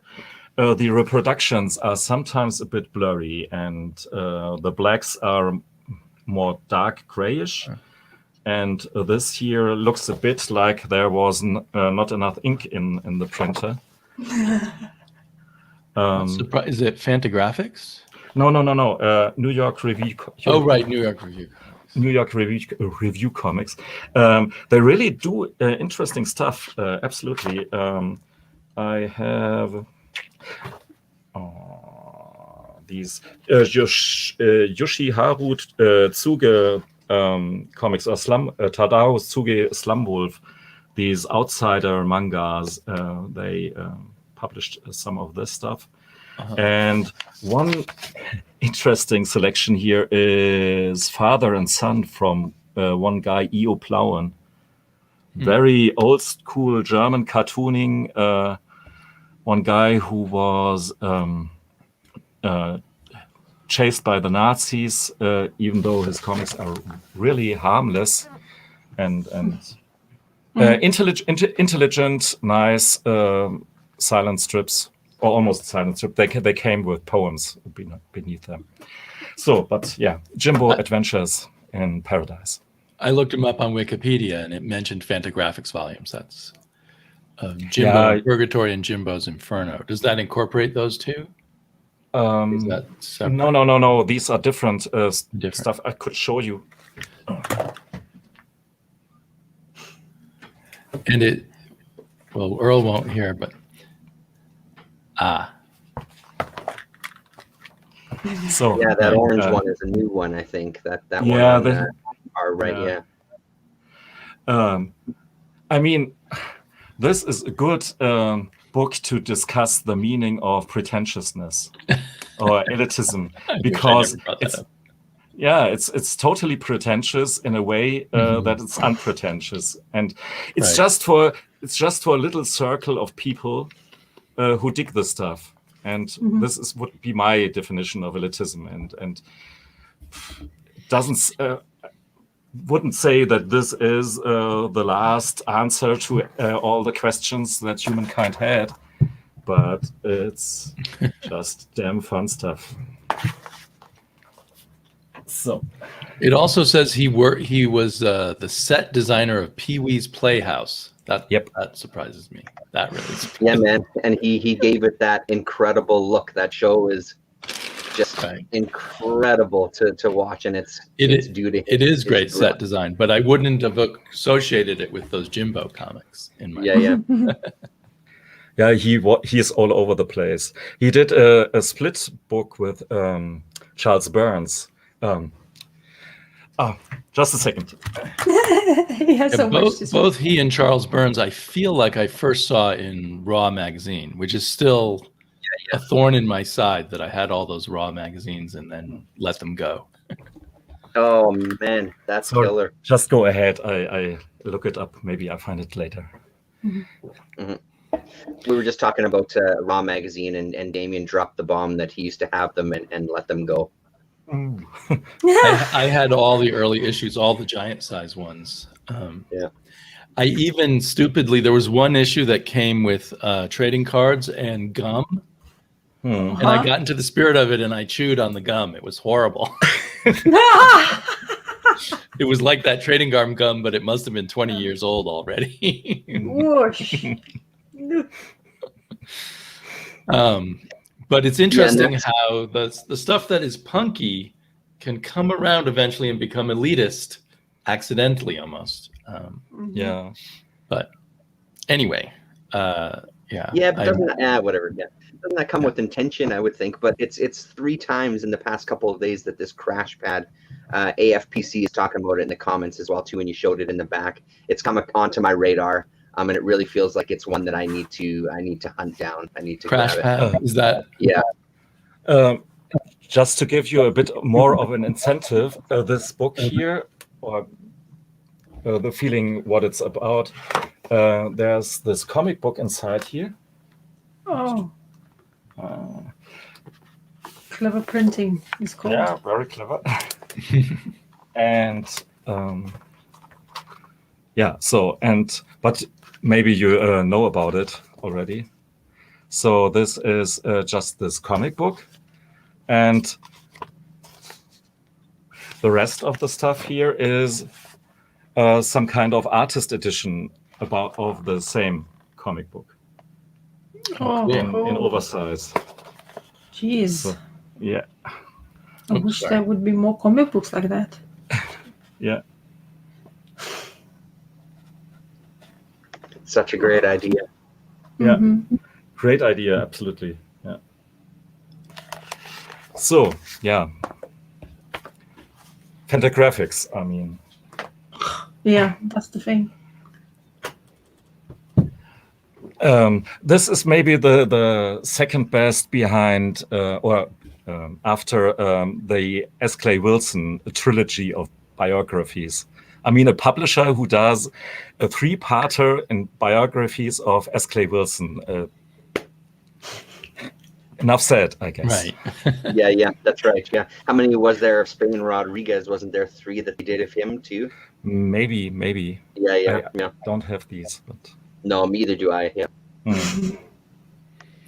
That's real dedication because there's only a small audience, I think, for those. Yeah.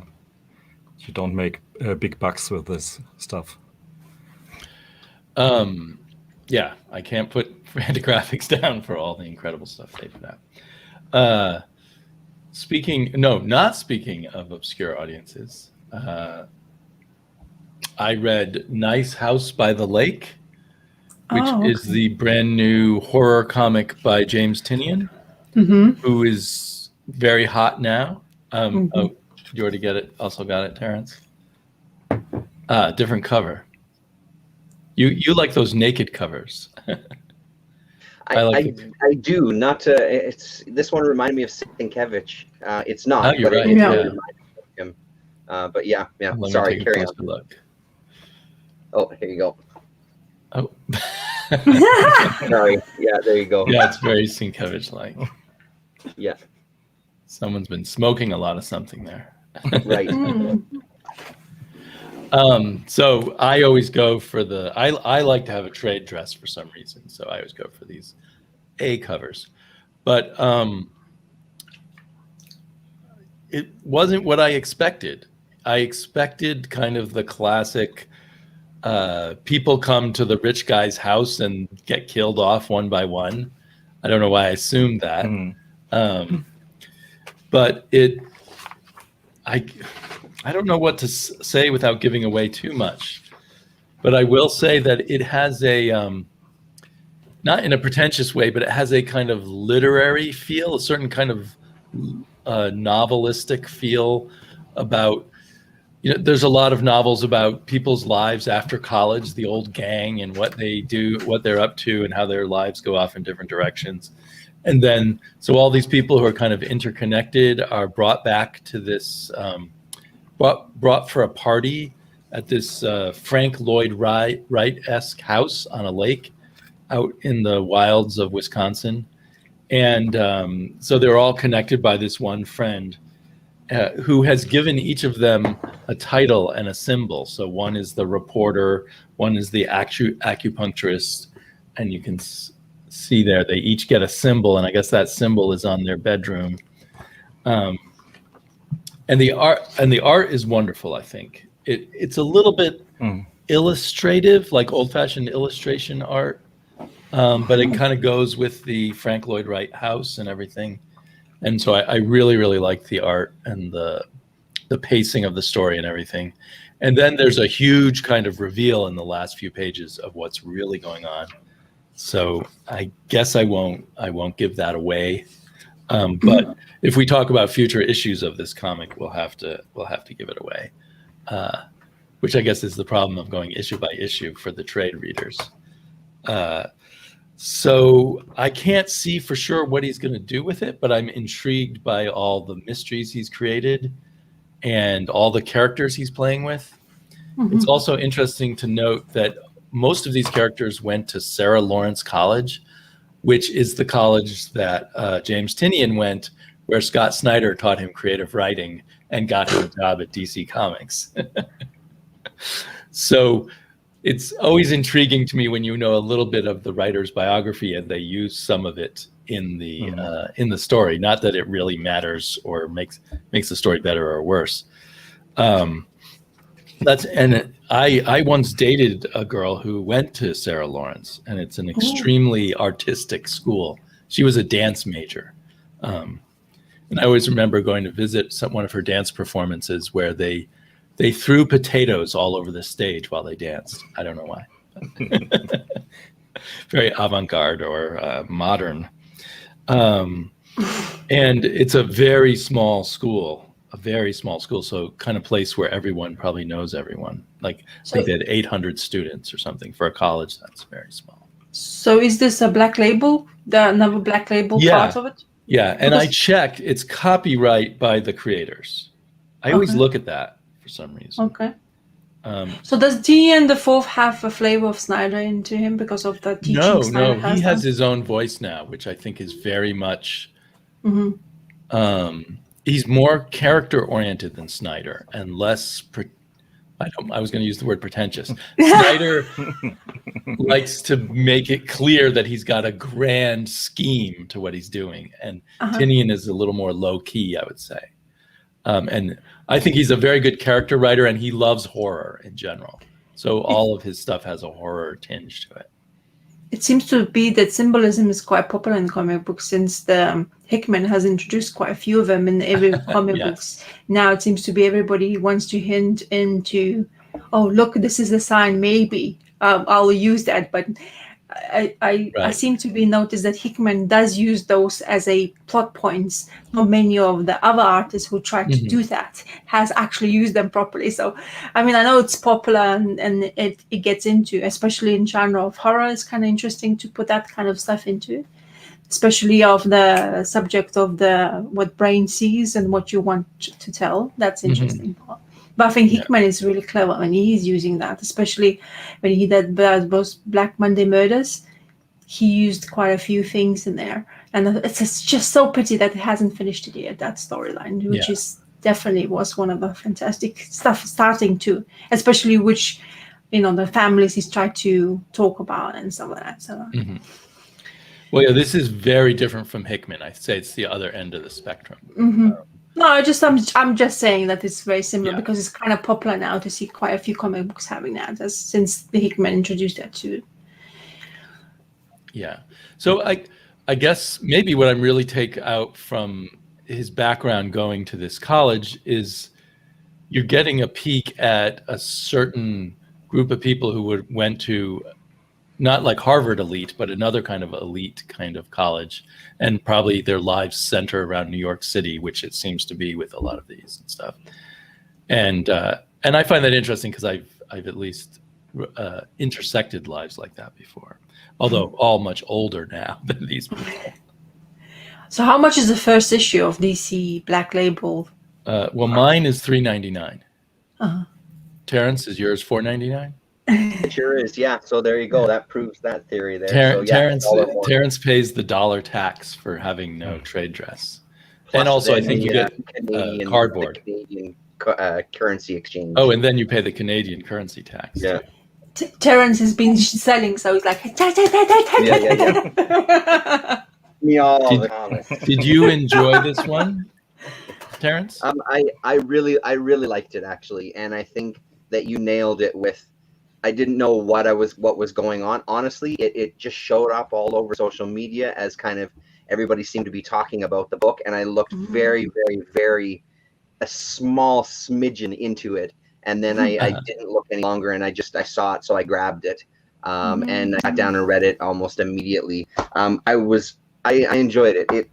I wasn't feeling it right off the beginning, but when kind of the transition happens there and you get to kind of what the meat of the story is, I was genuinely surprised. And then I was interested in like, oh, okay, you got me now. Like, I wonder what's going to happen. So, yeah, I'm going to keep checking it out. I enjoyed it. I thought it was a pretty fun read. And I'm with you on the art. I thought the art was exceptional. I really liked it quite a bit. That kind of illustrative style, as you already referenced, and not having kind of hard black lines around the panels and things. I like the way the pages are laid out, and that coloring I thought was beautiful. This was another when it kind of makes this transition to, I thought that was gorgeous as well. So yeah, I was surprised. I was a little worried at first when they started looking at the nicknames of people, and one guy was named the Comedian, and I'm like, shit, am I about to read something that's like some Watchmen spin-off or something? And then I was pleased to nothing like that's that. Not the case whatsoever. Yeah, exactly. Way outside of that. So yeah, I think it's going to be a fun read. We'll see where it goes. It's funny because I've been reading so many individual issue comics for so many years now that I do kind of anticipate sometimes all the ways it might go wrong. So I loved this issue, but I still worry, well, what if he gets too caught up in the bigger plot and forgets about the characters or something? But I'm sure it'll turn out well. Is Tinian still doing detective story, or is he's done? He's doing Batman. He's the lead Batman writer now. He's on Batman. He was on Detective, and he did a great run on Justice League Dark, which is really suited to him because it was character-based horror also there. And then Ram V took over from him and did an even better job on Justice League Dark. Oof. So if you like Ram V's DC work, look for his Justice League Dark run. And so he's still a DC guy. So I assume the reason he's doing it at Black Label is they wanted to keep him in the fold. He has all these hit comics with Boom right now, and they probably want to pull him back to do more at DC. Because I think that's the only creator-owned Black Label book at the moment.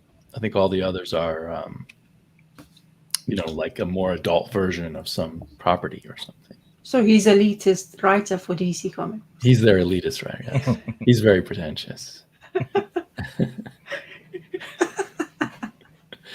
He probably throws potatoes all over the stage wherever he goes.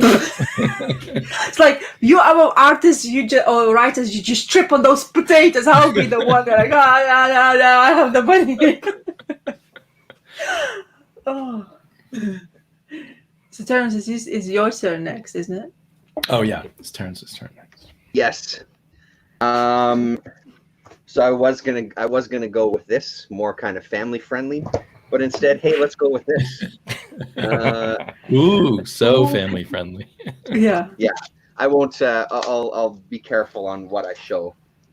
So Howard Chaykin's Big Black Kiss. So these are the kind of collected versions of his Black Kiss. I guess volume 1, because there's been 2 other volumes of it. Originally put out by Vortex in kind of these thin. I don't know if they were like 12 pages or what they were.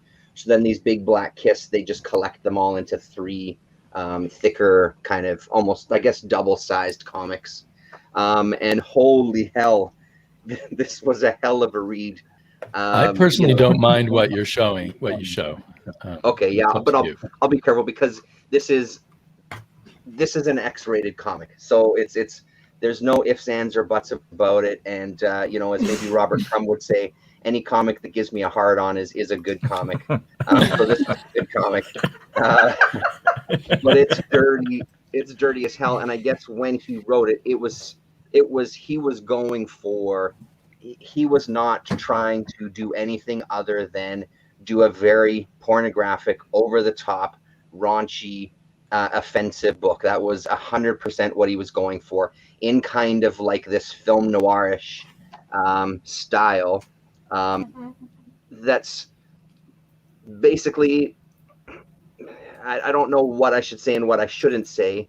As far as like, I don't, not as far as that, just in as far as like giving away the story, because it sort of unfolds and you kind of get to see more about what it is. And because of kind of what the main characters actually are, it starts in this kind of very real world prostitution, pornography kind of realm. This detective, he's not a detective. Sorry, not at all a detective.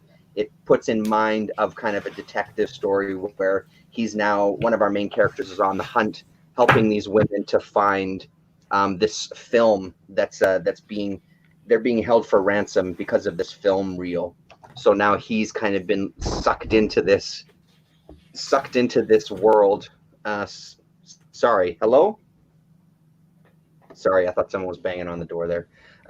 He's been sucked into this world to help out these women find this film, literally sucked into this world. And it just kind of goes from there, but it's one of those books where there aren't very many likable characters. There's a whole bunch of, just shitty behavior from everybody. But I mean, Chaykin's art is just, it's amazing. And I actually really liked the book. Getting past all of the kind of sex stuff and everything, I actually enjoyed the story as it was going. And like I said, part of that was when it's not even quite a reveal. It's not like the linchpin to the story for any sense of the imagination, but the reveal at the end, I think, tied everything together so well that it brought it outside of this kind of real world film noirish type of story into something that is almost kind of Grant Morrison-ish as far as dealing with these other elements of I might be overstating that a little bit, but there you go. There's 2 rude pages for you, but it's great. I So really it went beyond giving you a hard on. Yeah, it definitely did. There was that hard-on element for sure, but there was also more to it where I thought it was really interesting because, I mean, I don't know. I'm hesitating talking because I really don't want to give away too much of the ending because I do feel like that is part of the story where it goes from there. But don't expect something that is going to be, it's offensive as shit. There's just no 2 ways about it. And I think parts of it, potentially more so now because of there's a transgendered woman in this, for example. So I think some of that portrayal would be even more offensive now than it was then. I don't necessarily feel like he does that in a way because of what the characters are. Yeah, it's really tough to talk about without giving it away. Is he just using the transsexuals to be more trans? At the time, transgressive, I think. Transgressive. So at the time, absolutely. But but I think that when he ties it all up at the end, it makes sense. It makes a little more sense why he would use it. Again, I'm for sure he was using all of that. He was throwing everything out there and saying, you know, fuck all y'all. So it was really one of those things. A Big Black Kiss bankrupted Vortex. Oh, I didn't know that side of the story. And then the Gray Man Private Dick. Yes, absolutely. So yeah. It was great. I really liked it. I know that there's another couple of volumes out there. I don't know how. I watched a video, I can't remember the name of the channel, where they talk about the other volumes a little bit as well too. And I don't know if I would really, I don't know how interested I am in kind of continuing the story, because it sort of goes into the past of our main characters, the one main female. So it kind of digs into that territory a little bit. It sounds interesting enough, but I think for now I'm content with this being kind of the story.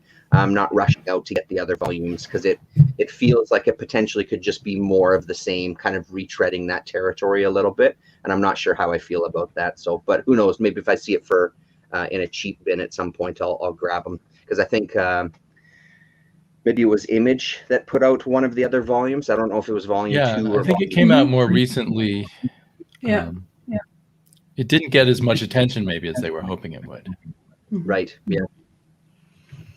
Yeah, so I liked it. I thought it was great. Chaikin's a hell of a guy.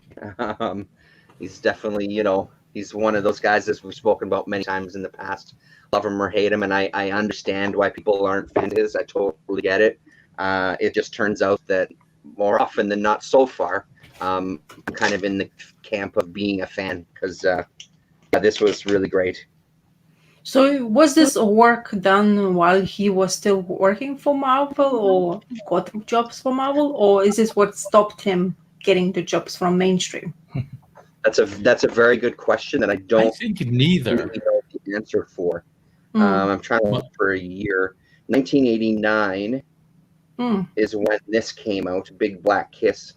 So I'm guessing late 80s for the actual, because I'm assuming 1989 is for these volumes, and then the Black Kiss stuff would have been 87, 88-ish or something. So because if you watch his interviews, when you watch his interviews, when he's talking to somebody who's interviewing him, he always have this gripe about, you know, like there's certain things I wanted to publish and I wanted to do the work. That stopped me from going somewhere else because I was judged upon, I guess, what he wanted to produce. Right. So I was thinking maybe this, let's say, would have been, but you know, never know when it stopped really working for them. So yeah, because he keep on talking about there's certain things that he done in his work, but stopped him basically getting job for mainstream work. You know, like he cannot go anymore there. It's like he's.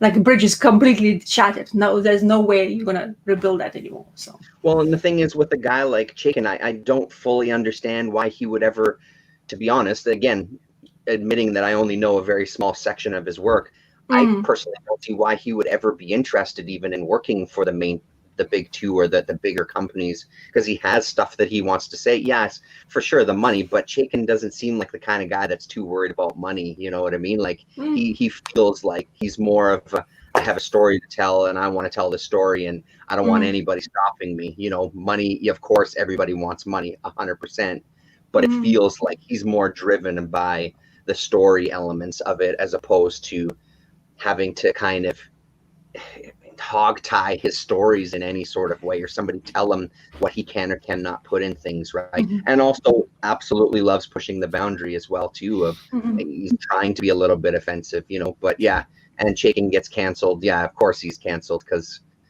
whatever. Yeah, I don't know much about that specific book, his kind of latest things, so I want to comment on that. The one that happened a couple of years ago. I haven't read it or anything. I am interested to read that Hey Kids comics though that he put out more recently. See what that's like.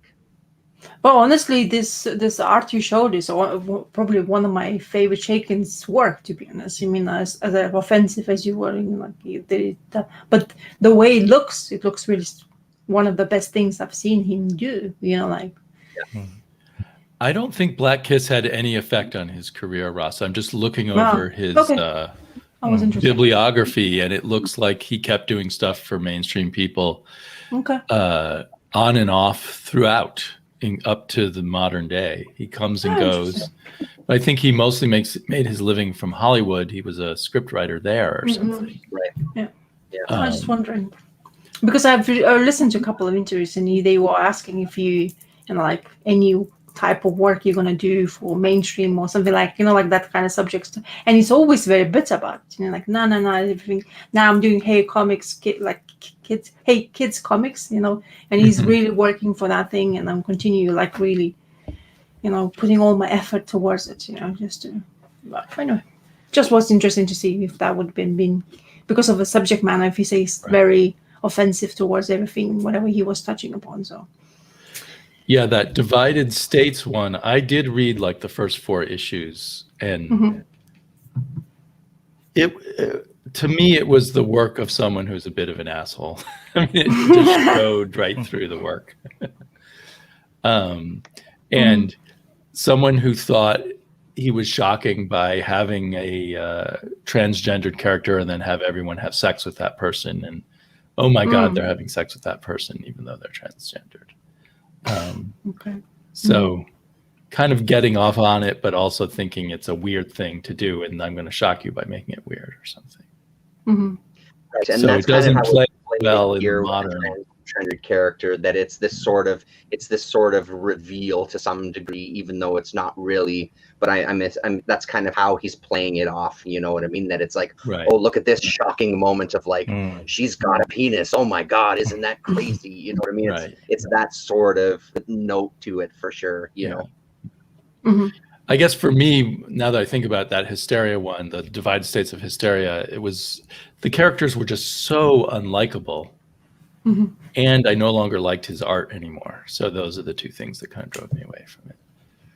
But I think, you know, he may have been a bit canceled since that one. I don't think Black Kiss had such a bad effect, but that one might have.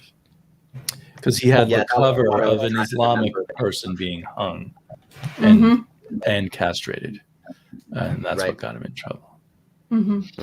I have the feel that over here, Black Kiss was some kind of breakthrough for Howard Chaykin. I mean, I read Black Kiss before I read anything else by him. So it was pretty popular, especially with 15 or 16-year-old boys, I feel. Which is proof of its merits. Yeah, I don't know, but yeah, you're totally right. I don't know when I read it the last time, but maybe it won't read as good as way back then. I see. Because of this shocking effect and so on. Yeah, for sure. Yeah, and the shocking effect like definitely had that. But again, I feel like it worked because of what happens at the end. Because if you're going to deal with this other element, I feel that part worked. Even though absolutely he was playing it as a shock, I do feel like intentionally or unintentionally, it sort of worked at the end for me. You know what I mean? Yeah. Cool. Okay, so that's my turn. Yeah.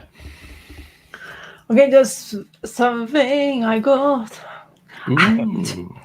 So I have not finished this. I'm taking my time. It's actually a very quick read, to be honest. I breezed through that half so quickly, and I was like thinking, oh my God, do I want to rush this through and then stuff like that. This comic, this graphic novel, hardback, whatever it is, it reaffirms me. I actually hate Teague, to be honest.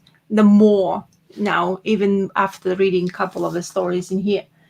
But I'm surprised, to be honest, because I actually really felt like they're going to completely dive into Rick more at the beginning, but they didn't really. But I guess it's just the way the storytelling starts in this book. But clever Rick managed to do something not really cleverly in a way to get his dad out of the prison. And Dad, to his loving son, thanking him for doing such a great job, beats the hell out of him and breaks his arm, which is absolutely fantastic way of dealing with as being a parent. So, so this is of course that Rebecca Sean Phillips and Sean Phillips' son Jacob in colors, and it's not my favorite. Still, I am not loving it to be honest. I mean, its style of itself is really good, but I'm having maybe I'm reading way too much of Brubaker and Shaw Phillips because I'm getting actually quite tired, to be honest, of his art style, because I've been exposing myself to way too many to this, and it doesn't have the same of kind of like charm to it as it used to have before. But story-wise, I'm really enjoying. I mean, that Rebecca's writing is still comforting enough to do that. So, and so far where I am at is with his dad and this newfound love called Jane, the lady here in the picture, who has many sort of lives she's been living into with lies because of her own background, who she was.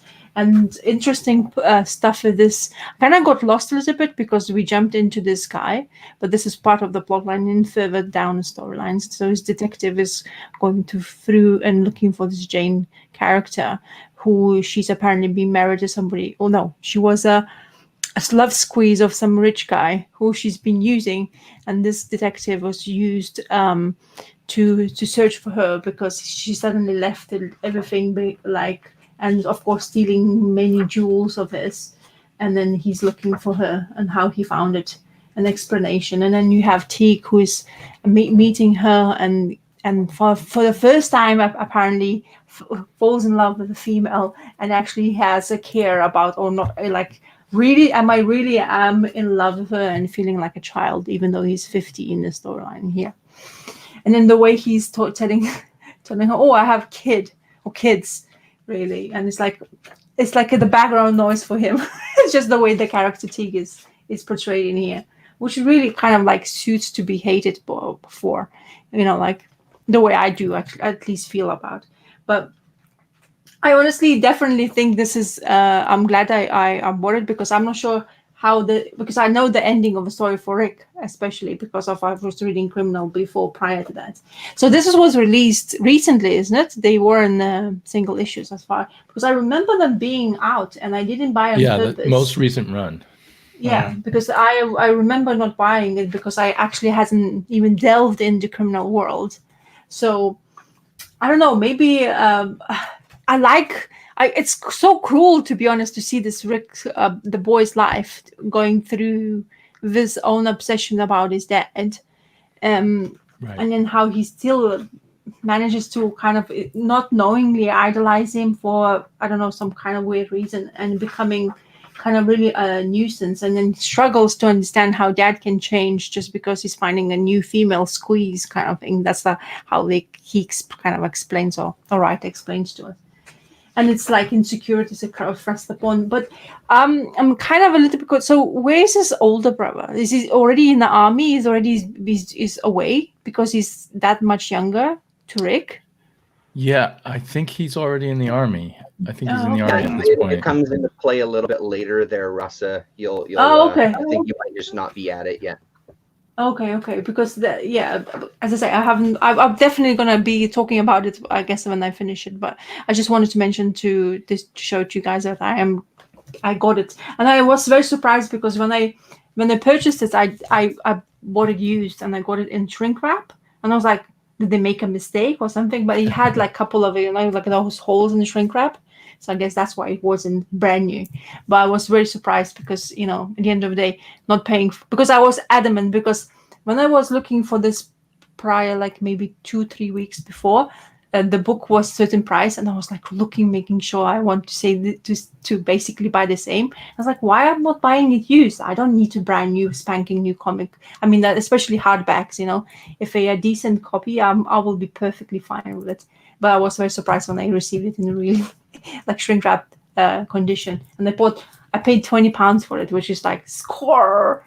Because I think it's really cheap, to be honest, for the content you're getting anyway. So yeah, far enjoying it.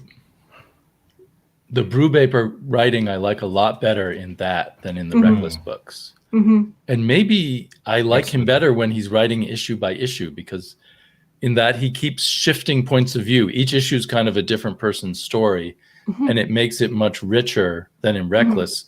where it's 250 pages of just one guy's story and perspective and narration. I really like the way the Rick gets into. At the beginning, I was like, I wasn't really sure how the story will come because, like I was reading criminal stories before, we were delving in everybody's storyline. So I kind of expected the same thing. Rick will be in full blown like the first thing, but then T comes into light, which is not my favorite character for sure. Have this like hate for him really much so because of the way he like me and all about it, the way he is, and having, kind of like doing whatever he wants to do and survive, and then suddenly because this gets like falls in love with this female, it goes completely bonkers for her, and then she's like, oh, like that, like house, like I want to have a proper house, I want to do this like properly, and you have this child who is completely like basically looking for attention because he doesn't know any better because of life he's been living so far. And there's examples not, and he's basically frustrated, and he's all doing that. And he's like the last things I was reading when he was running away from the cops because he's frustrated and he wants to just lash out, and he's smashed the windscreen window of the copper cars, and he's running away with his friend, and the friend's like, "What are you doing?" He's like, "Oh, fuck them!" And like, and he starts showing all those fingers to the coppers, and he's running away. So, he's just like frustrated, but I will see what's going to happen. I guess I will need to finish the story to have a good feel of it if I am satisfied with whatever Rick's life was. But so far, it's not really great for him, kind of feel really quite sad, to be honest, for the character. So, but glad I got it. I don't really want to get Reckless anymore, to be honest. As I say, I have that feel of the Sean Phillips. What I have, those magazines really did spoil it for me because the magazine seems to be a top of Sean Phillips art because of the colorists. And now I'm not trying to diss the colorist at all. I know he has his own trait coming through and you have to learn it. And it helps that you have your dad's art. But I think Sean Phillips art really needs to have a great colorist next to him because it just enhances his artwork so much more. And it helps that, photorealistic stuff, it's really... If you do have to use it, of course, in art style, but if you don't have a colorist to help you with that as well, it does kind of like make it unfinished or rushed kind of thing. Right. That's what it feels for me now. So. Well, now that you say that, I realize Breitweiser took the edge off the photorealism a lot. She gave it more of a impressionistic kind of feel. And Sean Phillips has his own coloring, like the painting style is much better what he does digitally, but because of he's at work with doing, quick workout of doing whatever he's doing, you can't just like take your time and do your coloring art. Yeah. So but anyway, actually, okay. I feel actually that Jacob Phillips' coloring is a bit in that vein of Breitweiser. It is. It is. Yeah. I think there are some panels that I really like. No, I'm the coloring. When I was mentioning it, maybe I'm generalizing on the whole opinion I have, but I do understand that he is definitely trying to portray, especially it does help that those bright colors and the themes of the time and the moment, especially when you have your blacks, your purples, and your reds in the theme. It's really good, especially of the person who's feeling frustration, let's say, in the paneling. So, but Breitweiser, you can see the level. She's like up there, and he's just coming towards it. Like you've seen something really, really great, and it's really bad, I think, for me, as in my opinion, to see this kind of stuff with Sean Phillips done, and then seeing this after. Kind of thing. If I see this first and then see her after this, then it will be fine. Like there's nothing to compare in contrast, kind of thing. So, anyway. Well, when Sean's son first took over, I heard in an interview that that he had done his own coloring for 3 or 4 pages, and then had Jacob take over because there wasn't enough time. Oh, okay. And Jacob was basing his color scheme and style on what Sean had done. I see. So it might be that Jacob is closer to what Sean wants than Breitweiser was, even though we like Breitweiser better. Most of us do, I think. Well, yeah. Anyway, interesting to see the evolution. Yeah. Of everybody, all 3 of them. But as a product itself, it's as I say, it's great. I think it's definitely, as I say, works really well with this and this single issue format rather than those Rector's books. To be honest, like it's even helps, I think, Brewbreaker to just set aside like this is the story, first issue I've told. Let's see what I have done, and then go back rather than just like full on. I'm just thrusting myself into the storyline. So. Okay, Earl, still got stuff in your pile? Yeah, this was a surprise because I put this on my pull list because there was no chance in getting it in another way when it first came out. This is volume 4, and it just arrived 2 weeks ago or so, pretty recently, even though it is actually was published in October the 2020. Oh wow! Yeah. And I think that series started maybe 4 or 5 years ago, so it must be like a volume a year or something. Somehow, and how it says here, this is the end. This is the last book because they, no one was buying it. Not just actually. It's not so surprising because it's very elitist for just a few people. Now it's. The idea behind it is to do a magazine with different stuff that has appeal for different people. So maybe a book for the whole family. And we had, when I was a child, we had a bit something in as a trade paperback, a monthly magazine in which you had cooking recipes and the TV program and a crime and maybe a comic and stuff like this. And this is a bit of this kind of stuff. So we have an interview or a text about a man by the name of John Kirk about his daughter who had cancer. Something about a female skateboarder. So, haven't read that, actually, to be honest with you. Something about a movie. So, but I'm pretty sure that the skateboarder stuff, maybe I will sell to one of my sons, or they can read it. And but it was enough for me to read. Okay, yeah, I won't mention these. No, it's my fault, not yours. No, okay. Interview with Grant Morrison. This is part 2, and this is pretty interesting.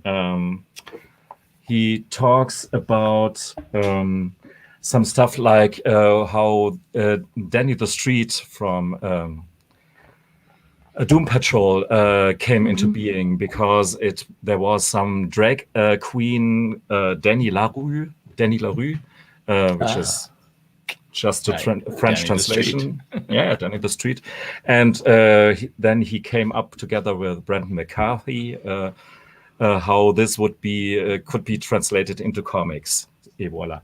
And then he says that he goes through all the characters like Animal Man and Louis Lane and whatnot. And I found most interesting his take on Batman, his opinions on Batman, on his own takes on Batman. For instance, that he doesn't like his own Arkham Asylum Batman, which I love. To be honest, but he thinks of him as pretty ineffective as a character, and there he has obviously a point because in Arkham Asylum he is really, not very effective. But he thought that he had gotten handle on the character in the JLA series later on when Batman became a part of a team. And then he could show his foresights and was always a bit ahead of everybody else.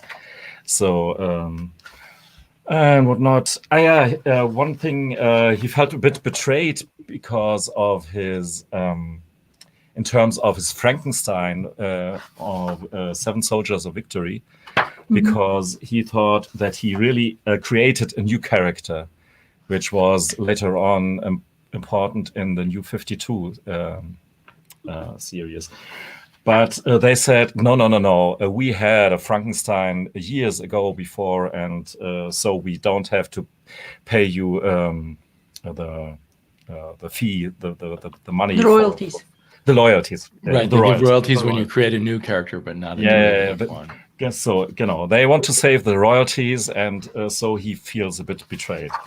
Yeah. Anyhow, and then we have some comic from Noah Van Sciver, little ghost story, and I always like some Noah. And there's an interesting comic, the last. The Lost Boys of U-Boat Bremen, about a submarine in the Second World War, which has a lot of Lovecraftian vibes to it. It's not the depiction of a Lovecraft story. Interesting black and white story. This is the third of, and the last part, obviously, of the series, which is concluded here. Unfortunately, there is a fantasy story with some kind of teddy bear that is still to they say that it will be continued, but it won't be continued, at least not in this book here. Right. So, and maybe more according to our discussion of underground cartoonists, here is the 5 most important underground cartoonists, not including Robert Crumb. And very Did you like their list? on the next page, we have Robert Crumb. I mean, that's ironic. Yeah, that's a bit ironic. Yeah, it's okay. I mean, Clay Wilson and Trina Robbins. And Justin Green, the guy we mentioned last week, and Spain and Gilbert Shelton. I mean, you can't argue with that list. Solid list. That's a solid list. That's okay. Yeah, it's got a crack approvals. Yeah. Okay. So, last of these volumes. I mean. Actually, I'm not so sure if I would have ordered it if it was just on my pull and I forgot about it. But now I have them complete, and that's fine. I ordered volume 3 from my shop. I'm pretty sure. Sorry, I'm pretty sure that you brought me into these full bleed stuff. I saw it on your channel first. Yeah, I bought them, and I didn't really read them. But this reminds me, I have too many books that I bought and then didn't read yet. You have all the same sickness here.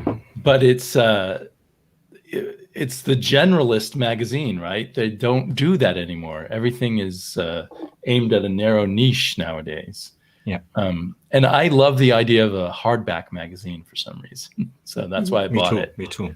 And that having you go through it there makes me really want to go and I need to get volume 4. But they had a problem because I ordered volume 3 from my shop and it never arrived, and I forgot put it on my pull list, and then I saw it for sale for 60% off at another shop when they couldn't sell it. So I bought it, and then a year after that it arrived at my shop, and I had to make my shop take it back. And I don't know how they'll have managed to sell it. But so for some reason, their distribution got really screwy.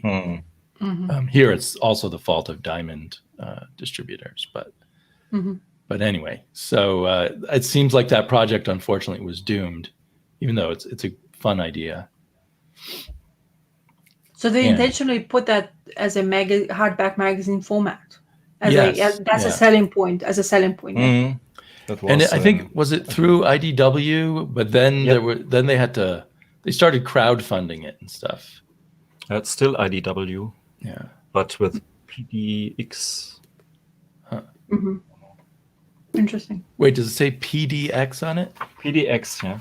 That's a Woodworks. nickname for Portland. Okay. I think IDW started a PDX office, a Portland office. What do you have in Portland? Half America is Portland. Woodworks, IDW. Yeah. Oh, interesting. Yeah, so I think they started a special. I don't know if it still exists because maybe Full Bleed took it down. They started a satellite office in Portland, and they were publishing out of that. I now remember because I saw them talking about it at a convention before it started. Mm-hmm. Yeah, so I'm sad that didn't work out, but I'm not really surprised, I guess. Mm-hmm. So,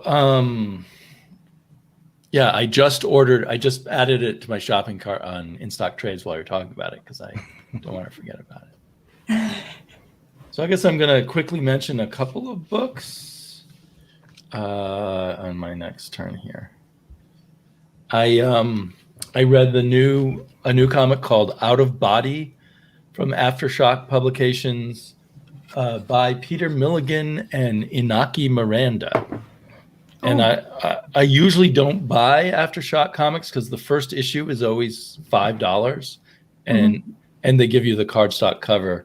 But I just feel like that's like a scam to get collectors or something. So I've just sort of said, well, I'll wait for trade on them. But I couldn't resist Peter Milligan and Inaki Miranda, who also did We Live, which Terence might remember liking a lot. Absolutely. Yeah, that's a beautiful cover too. Unfortunately, I looked at the copyright and it's owned by Peter Milligan and Aftershock and not by Inaki Miranda. And you can kind of see in the art that he's not putting since he doesn't have ownership in it, he's not putting as much work into it as he did into We Live, which he and his brother created and owned. But so it's a story of astral projection and psychedelic drugs and a murder mystery and a medium who can talk to ghosts and some mysterious villain who I guess we'll learn about, who's trying to steal a soul and probably is this seems shades of a Grant Morrison story that what was that called? Nameless. Yes. Yeah. So it's a little bit like that. So it's pretty interesting. I don't know. I don't think it's going to be the greatest Peter Milligan ever, but I always like to try Peter Milligan stories.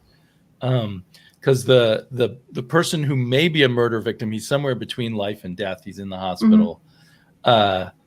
Is a psychologist who works in a clinic where they use psychedelic drugs to help people out, and which is a trend right now, at least in the U.S.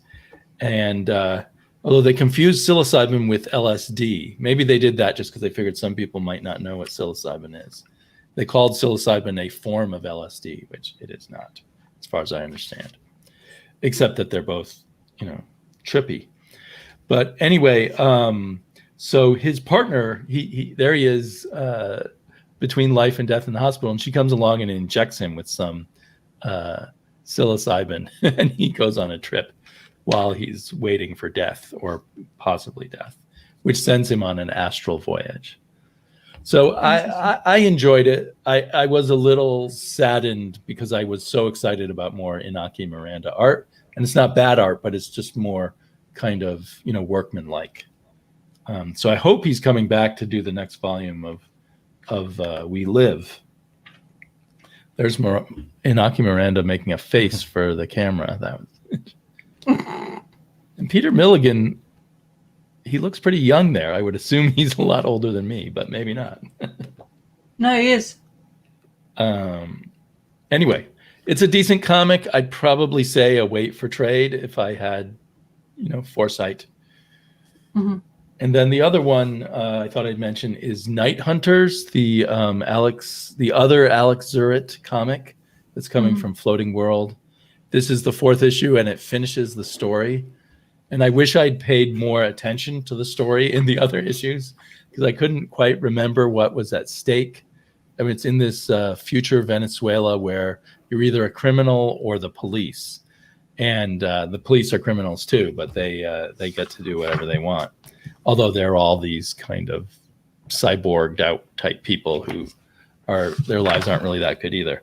So the whole thing comes to a kind of a conclusion and kind of maybe makes a bit of a naive statement about how to foster revolution and rebellion by revealing the badness of the government by sacrificing yourself. Because I think a lot of sacrifices happened that did not end up overthrowing governments. But anyway, it's I felt like Zurritt's art was even cooler than in previous issues. I know that Terence, I think Terence is getting this too. I sure am. Yeah. So I don't know if you've got this issue yet, but if you haven't, you can look forward to some more really great, crazy art. But now I feel like I need to reread all the issues to really tell you what happened. I think what happened is the guy's brother, who didn't become a cop, was leading this idealistic group who kidnaps the president-elect. I'm not sure. So anyway, it's a fun read. I would say this is more the kind of item you want to find in floppies if you can, rather than wait for the trade. It just seems built to be, it's on this nice paper, and it just seems built for the pulpiness of individual issues. So I ordered it, but they can't get it. They can't get it. Oh. Floating World does. I'm sorry I said ship. that. Yeah. Yeah, I can't get it either. It doesn't come this far, apparently. Or maybe it will be like with Full Bleed. It'll show up a year months, I get all the 4 of them. Well, Germany probably will get it, but this little island before Europe, you the think? ocean. Yeah. Yeah, Alex Zurritt does his own coloring. Scott Connor said interesting coloring, and it's very primitive on purpose. And most of the time very effective. Occasionally I'll wish he had separated out some of the figures a little better. Most of the time I like it. Oh, ordered it directly from Zurritt on Instagram. You know, Earl, if you send me your address, I'll go down to Floating World and see if they have all 4 copies. Yeah, but Thanks. Postage costs a lot, I know. Yeah, postage is. I've already wasted my money on other postage to other people. I might as well do it for you. I wanted to read that We Live, but apparently the trade hasn't come out yet, I think. I thought I saw the trade at the store. Well, maybe it's a bit delayed to come to over the ocean, I guess, now with this situations and stuff like that. Maybe I'm wrong. I'm not seeing it in in-stock trades. Huh. Because I wanted to basically see what you guys are fussing about in that storyline with that, especially. But the Peter Milligan, I don't know, if it seems to be his cup of tea to write this kind of stories where people trip and the people float in the air, and it's always have something. I know with whatever I've read previously, the first issue never impressed me too much, but what he does after. So I guess in the trade form would be something to read, of course. But just mentioning those couple of words about that story is like, oh, I really wanted to get it, but as I don't want to pay that much money for the first issue, definitely. But I have to remind myself about this. Hopefully, in getting that in trade form or whatever form that I will be reading it. But the minute you mention all that, it's just like tick. Peter Milligan. It's like, I want to read. I know the mystery part. It's just, I know how he does with your writing sometimes. It depends, actually. I read whatever Peter Milligan prior to now, really quite 20, 30 years ago. Right. So I don't know if it's continue having the same oomph in writing, because people do change when they write. So Have you ordered already We Live, the trade? I haven't yet, as I say. So I haven't seen... because I have the floppies, and actually I don't want to continue reading it, so I could send this over to you. Oh, yeah. Yeah. Okay. The reveal, I assume the reveal at the end of the final issue scared you off, so to speak. Yeah. I really I don't want to continue with this because I don't want to read another superhero story. It's the same with me. Yeah, it was the same with me. Oh, okay. Interesting. Okay. Now I'm more intrigued to read that first thing and see my opinion. Yeah, but the offer stands if you want this. I mean, I never say no to anything, to be honest. Yeah, Especially just write that. me your address, and It's not far away, not a big pond we have to cross in order to. exactly, my thinking. Anyway, yeah. You guys could send carrier pigeons to each other, I think. Probably, yeah. I need to find one and start training it, I guess. I don't have anything else to speak about, by the way, just to mention, Okay. And how are you guys? One more. Okay. Yeah, go. Yeah, you can still talk. I just want to mention that. So it was a lighter week for me. So this is the last one, and this is just a very, very quick one. So Storyteller, this is issue 3 of the Tricksters miniseries here, the 4 issues.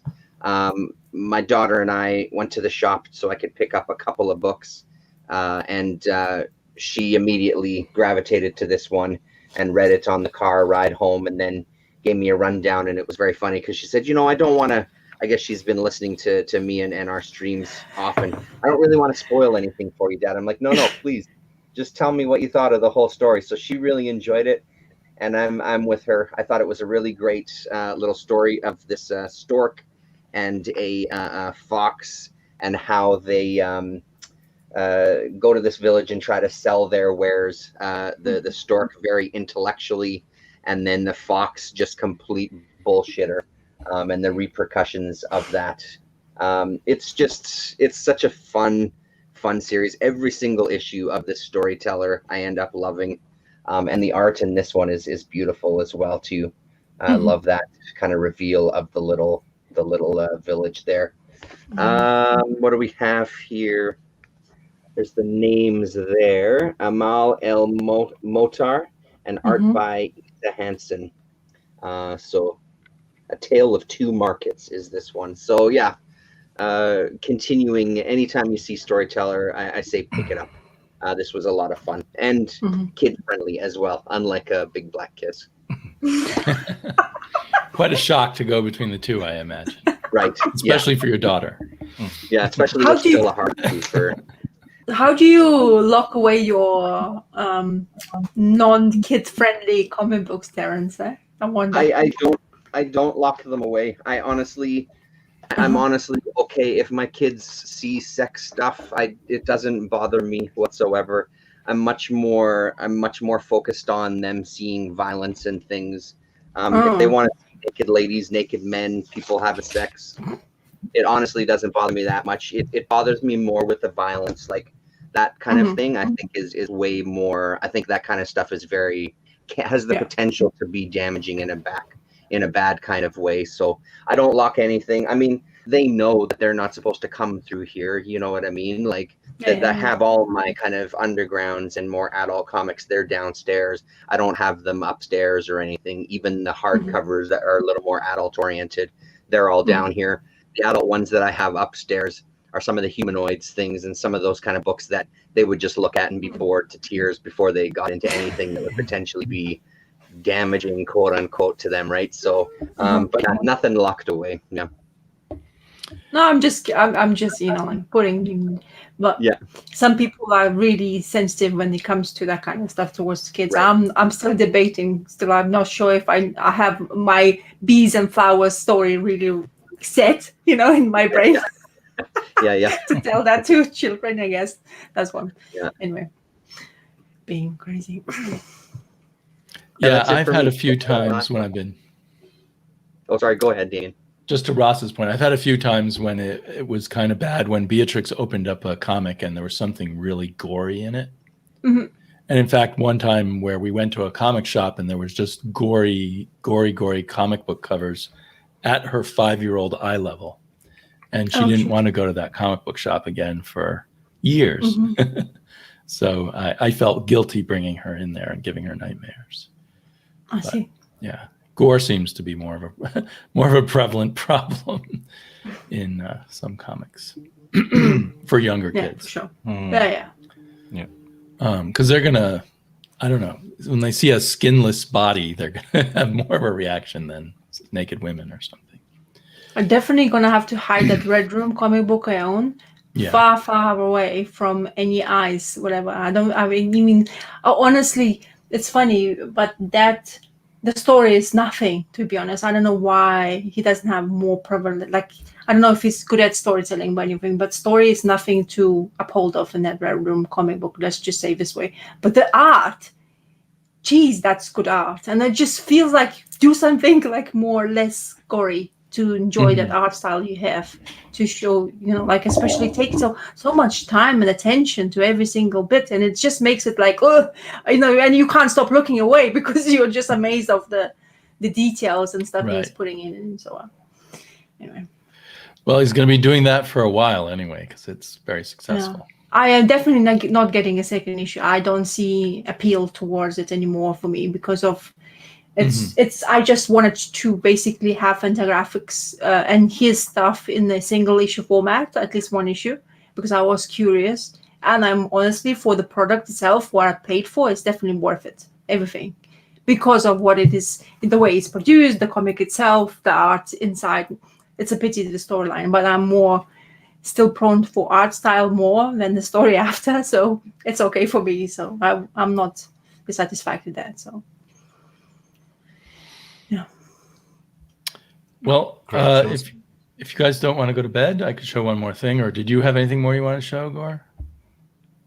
Oh, I called you Gore. Earl. I don't know why I have the two of you confused in my mind. Somebody needs to sleep, eh? I thought it's late over here. I don't know. Maybe this one here. Just that's kind of what I was going to show. Okay. I just read it, part of it digitally, but interesting, because the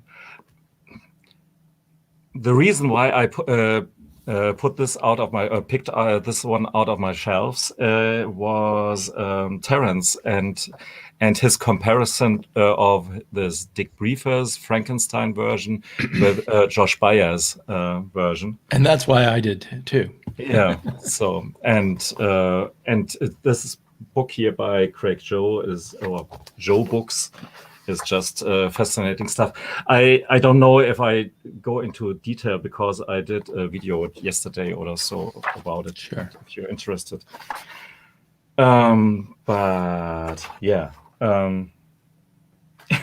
This is the creation of Superman, where Jerry Shoestring and Joe Seagull meet our Frankenstein, and he has some kind out of body experience, just with the exception that his body floats as well in above the ground. And they are fascinated. This guy can fly. We have to do something like this. Let's call him Blooperman. So, but when you read the stuff here, aside of his atrocious female characters, which are not really up to our modern sensibilities when it comes to portray women, it's fantastic art. It's very imaginative, and this Frankenstein guy has so many sides and perspectives, and obviously since he is different versions of that character. But when you think of him as really as one person, he has many sides. He is this grisly, gruesome, murderous guy, and he's this funny, lighthearted guy. And I like to think of him as just one character and all the different personalities that can hide in one person. So I really like, and this book is fantastic, and everyone should check this book out because it's beautiful. I think my version is different. Actually, the story is included in this book. But I think it's by a different publisher or something. Sorry, I need to get. I'm having technical difficulties again. Just go ahead. I got this on the library app. You know, when I saw. Not only did Terence mention it last time, but then he's been showing a lot of stuff on Twitter, or maybe on his videos, both. So I was in, and I went ahead and ordered the Josh Byer stuff. It hasn't arrived yet. So this is the cover of my digital thing. Mm-hmm. Maybe I should buy the Craig Yo book too. I've only read like the first issue that they provide, which they mentioned in the introduction that there was a horror version first and then became comedy, but all they show here is comedy. So it's not clear to me if this was his first appearance or not. No, second. Okay. I loved the evil mad scientist and was kind of sad he gets killed in the end of the first story. Yeah, by the name of he has a very fun. Right, all of the people have ridiculous names, do they? Yeah.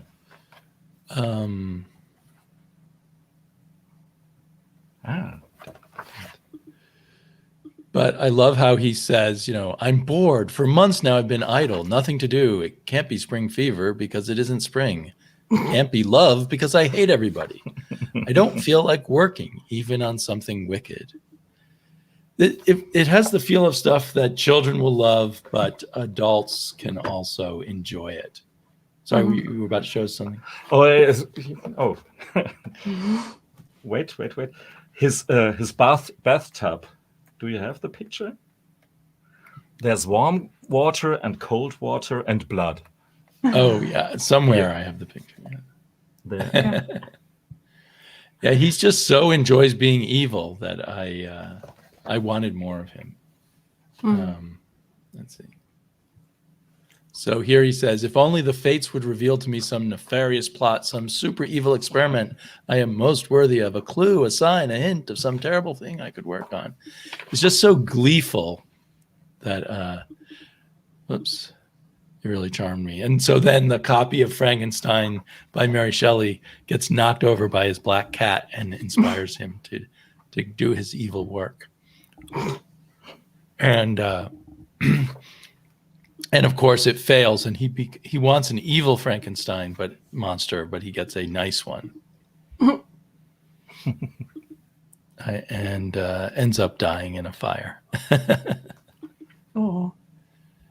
And then later Frankenstein defeats some monsters by having garlicky breath from a sandwich he ate. And I really liked this one with Frankenstein's wife, even though it's a sexist kind of it's a little boy notion that you're happiest when you're surrounded by rats and spiders. It's the extreme of the bachelor idea, and a wife comes along and it seems so wonderful, but then she wants you to join proper society and clean up the house and all that. Yeah. So the happy ending, and it's very clever when he tells all these guys that she's an heiress to $4 million, and they all try to woo her, and so finally she divorces him and runs off with someone, and that's the happy ending for Frankenstein. So, and I read this Manimals one. It was maybe less good, and that's as far as I've gotten so far. But that's the first issue in this volume. Is it a different first issue in there, or? It just says here Frankenstein issue 1 from 1945. And even though it's called Frankenstein issue 1, the first issue that was drawn by him is this one here in Price Comics issue 7. Yeah. So that's the more horrific looking version. Yeah, absolutely. Yeah. And so that is not included in this collection.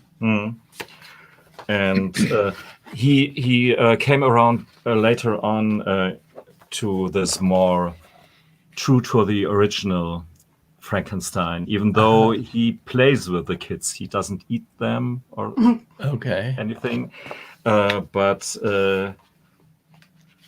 he's a nice guy eventually, and defends them, even though the people are as stupid as ever in these horror stories, and they just see an ugly man and try to fight him. But I think of all of these versions, the funny Frankenstein is the most interesting, maybe. Yeah. Well, most original. I'm trying to tell myself to just keep getting, just be happy with the digital version, not because I have so many books. Yeah, the story with the garlic. The story with the garlic breath and the one that you already showed a second before, they are not included in this book here. Okay. So maybe you stick with your digital. Well, or get both. That's usually what I end up doing. It sounded good. It sounded convincing. Oh, I'm so reasonable that I don't want to fill my shelves. Yes. Or buy new shelves is the real thing. So this is all what you've wrought, Terence, right? Yeah. I take full credit. I'm good with that, and I'm glad to hear that you ordered some Josh Bear. The one that Earl Grey showed there, the first kind of horror one. When I was watching your video on this, one of the things that stood out is the lettering for Frank in Frankenstein really reminded me of Jim Woodring's Frank. You know what I mean? So, and then it just made me think. I wonder if Frank in Jim's books is supposed to be a Frankenstein type of character. You know, I don't know what that thought would be, but that's kind of what occurred to me. And then the other thing I'll say is, if you want a briefer look at Frankenstein, you can also pick up this Buried Treasure number 3. See what I did there, briefer? Come on, Scott, give me something. So number 3 is that the one that has that story that I talk about in the video. And then you just get a little bit of you get the black and white. But this looks like a pretty good run. I was just flipping through issue number 2 as well here of this Buried Treasure, and I think it's going to be something I want to keep my eyes out for. There's a lot of really great stuff printed in these. One of the things that was standing out to me in this second issue was The Fatal Suicide by Jack Cole, and it's a name that I know, but I'm not familiar with his art. And just flipping through and looking at this art, it looks really, really fun, including this little title portion there of the page. Some really, really nice stuff. But also in this, you also get Joe Simon and Jack Kirby. You get a Joe Kubert, Joe Orlando and Wally Wood. So this looks like it would be a fun series, this Buried Treasure. So keep your eyes open for those as well from Caliber. Probably literally a buried treasure now that you have to dig out of bins in the right place. Right. Yeah, exactly. I guess they're talking about some people don't like Yo comics because of the lower quality of the reproduction. Well, and also, isn't it the thing with the Yo comics that he didn't pay for anything? Wasn't that also part of it, that nobody got any money? He kind of stole it to do the reprints. Isn't that the story? Well, I think most of them that he does don't have a legal standing. You know, they've gone out of copyright or something. Right. Right. Yeah. There's also the Roy Thomas Presents Briefer Frankenstein. This came out as well. I'm looking at it because the hardcover you both Earl and Comickkrakk were showing, it's not so easy to. Is it out of print already?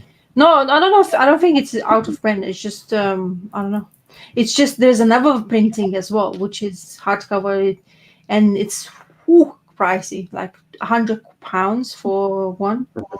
But it's crazy. That's like Roy Thomas have it, but I'll show you the picture if my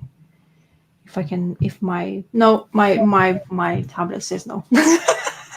It's just like a picture frame, almost like a Marvel Master Editions, like a picture frame, and says Roy Thomas Presents, and there's 2 hardcovers for that, so you can have quite a few things. Yeah.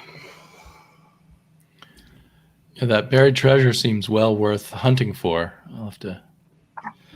And some of these look definitely. better in black and white than in the badly reproduced color of a Yo book. It says I the absolutely cover is don't agree Captain on that. Science. Okay. It says the cover is Captain Science by Joe Orlando and Wally Wood for this one, just to answer Scott's question there. Go ahead, Gore. I mean, just Earl. Anyhow.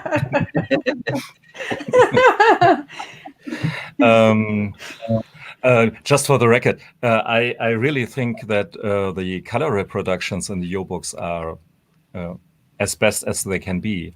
The PS art books, they are lacking extremely sometimes, but the Yo books are. The paper quality is top notch. They have this yellow feel, but this is deliberately because they just want to create this nostalgic flair of these old books. And with me, it works 100%. Yeah. With the royalties, I don't know. Most of these artists are dead right now, and I don't know. Right. Yeah. Yeah, I don't know about that part either. And I think I agree from what I've seen, the little I've seen of both, that PS is a lot worse. Would you, Terence, is that comic you said Buried Treasure? Is that what it's called? The comic book? Because Yeah, there's... that's correct. Buried Treasure. Yeah. What is this then? This is Buried That's Treasure. Buried Treasure. Exactly the same thing. Yep. Yeah? It's digital. Where on what No, digital? no, this is comic. It's just a picture of the comic. Oh, it's book just a comic. picture of the comic. But look at the Frazetta, Kirby, Kubert, Meskin, Toff, That's and a Woody. line. Yeah. Woof. Oh yeah, I have that actually somewhere in all my boxes. Wow. Boy. In I have here, that one issue. I didn't know it was a continuing series. it's for issue number. This issue, somebody asking £30 for it. So Oh, I got it for $1. that's that's why I hate eBay. That's why I hate eBay. Because I'm ew. Yeah. The differences is fucking crazy. Okay. Oh my god. Okay. Well, I'm excited for whenever my Josh Baer comics will arrive to see all of this in its modern the influence of all this in a modern comic. Right. So according to CLZ, these ones that I have are Buried Treasure Volume 2, and there was 4 issues of them only. So I see. from Caliber. So, but CLZ doesn't show a Buried Treasure Volume 1 though. So yeah. anyway, that's my 2 cents on it. Well, anyway, it's been fun. We just managed 3 hours. I didn't even realize that Earl Grey had a new video out, so we'll have to all run over and watch that next. And does that mean you read the entire book? Yeah. Yeah. Because I think I want to take this book in little bits. Yeah, but this week it was all bit by bit reading, bit here, bit there, and so I thought, hey, this just one book you have to read from cover to cover, Right. and this Frankenstein wasn't so. It's light reading. I heard about this very early as a comic book fan. I got some book with different chapters on different comics that people were nostalgic for. It was like printed by Nostalgia Press or something. And one of the chapters was on this Frankenstein. And so I knew about it when I was 12 or something, but then never heard about it again for decades. So, interesting. Maybe it'll have a big comeback now, thanks to Comickkrakk or Cosmickkrakk. For sure. Cosmic That's Crack. right. I'm going to take all the credit. Okay, well, thanks to all the incredible, great commenters that joined us, and thank you, Earl Grey and Comickkrakk and Cosmic LahRasa, and we'll probably all see you next week on, I'm not sure whose channel. Terence's, I think, isn't it? Let's say it's yeah, I on think- Terrence's channel next. Yeah. After he's done with his calisthenics. It's my miming. Miming. I- You're I trapped in a dance- box. I dance across the potatoes on my floor here. Yeah. Potato dance. Okay, well, next time we'll meet at Sarah Lawrence University, I'm sure. Oh. Good night, all. Later. Night. Bye.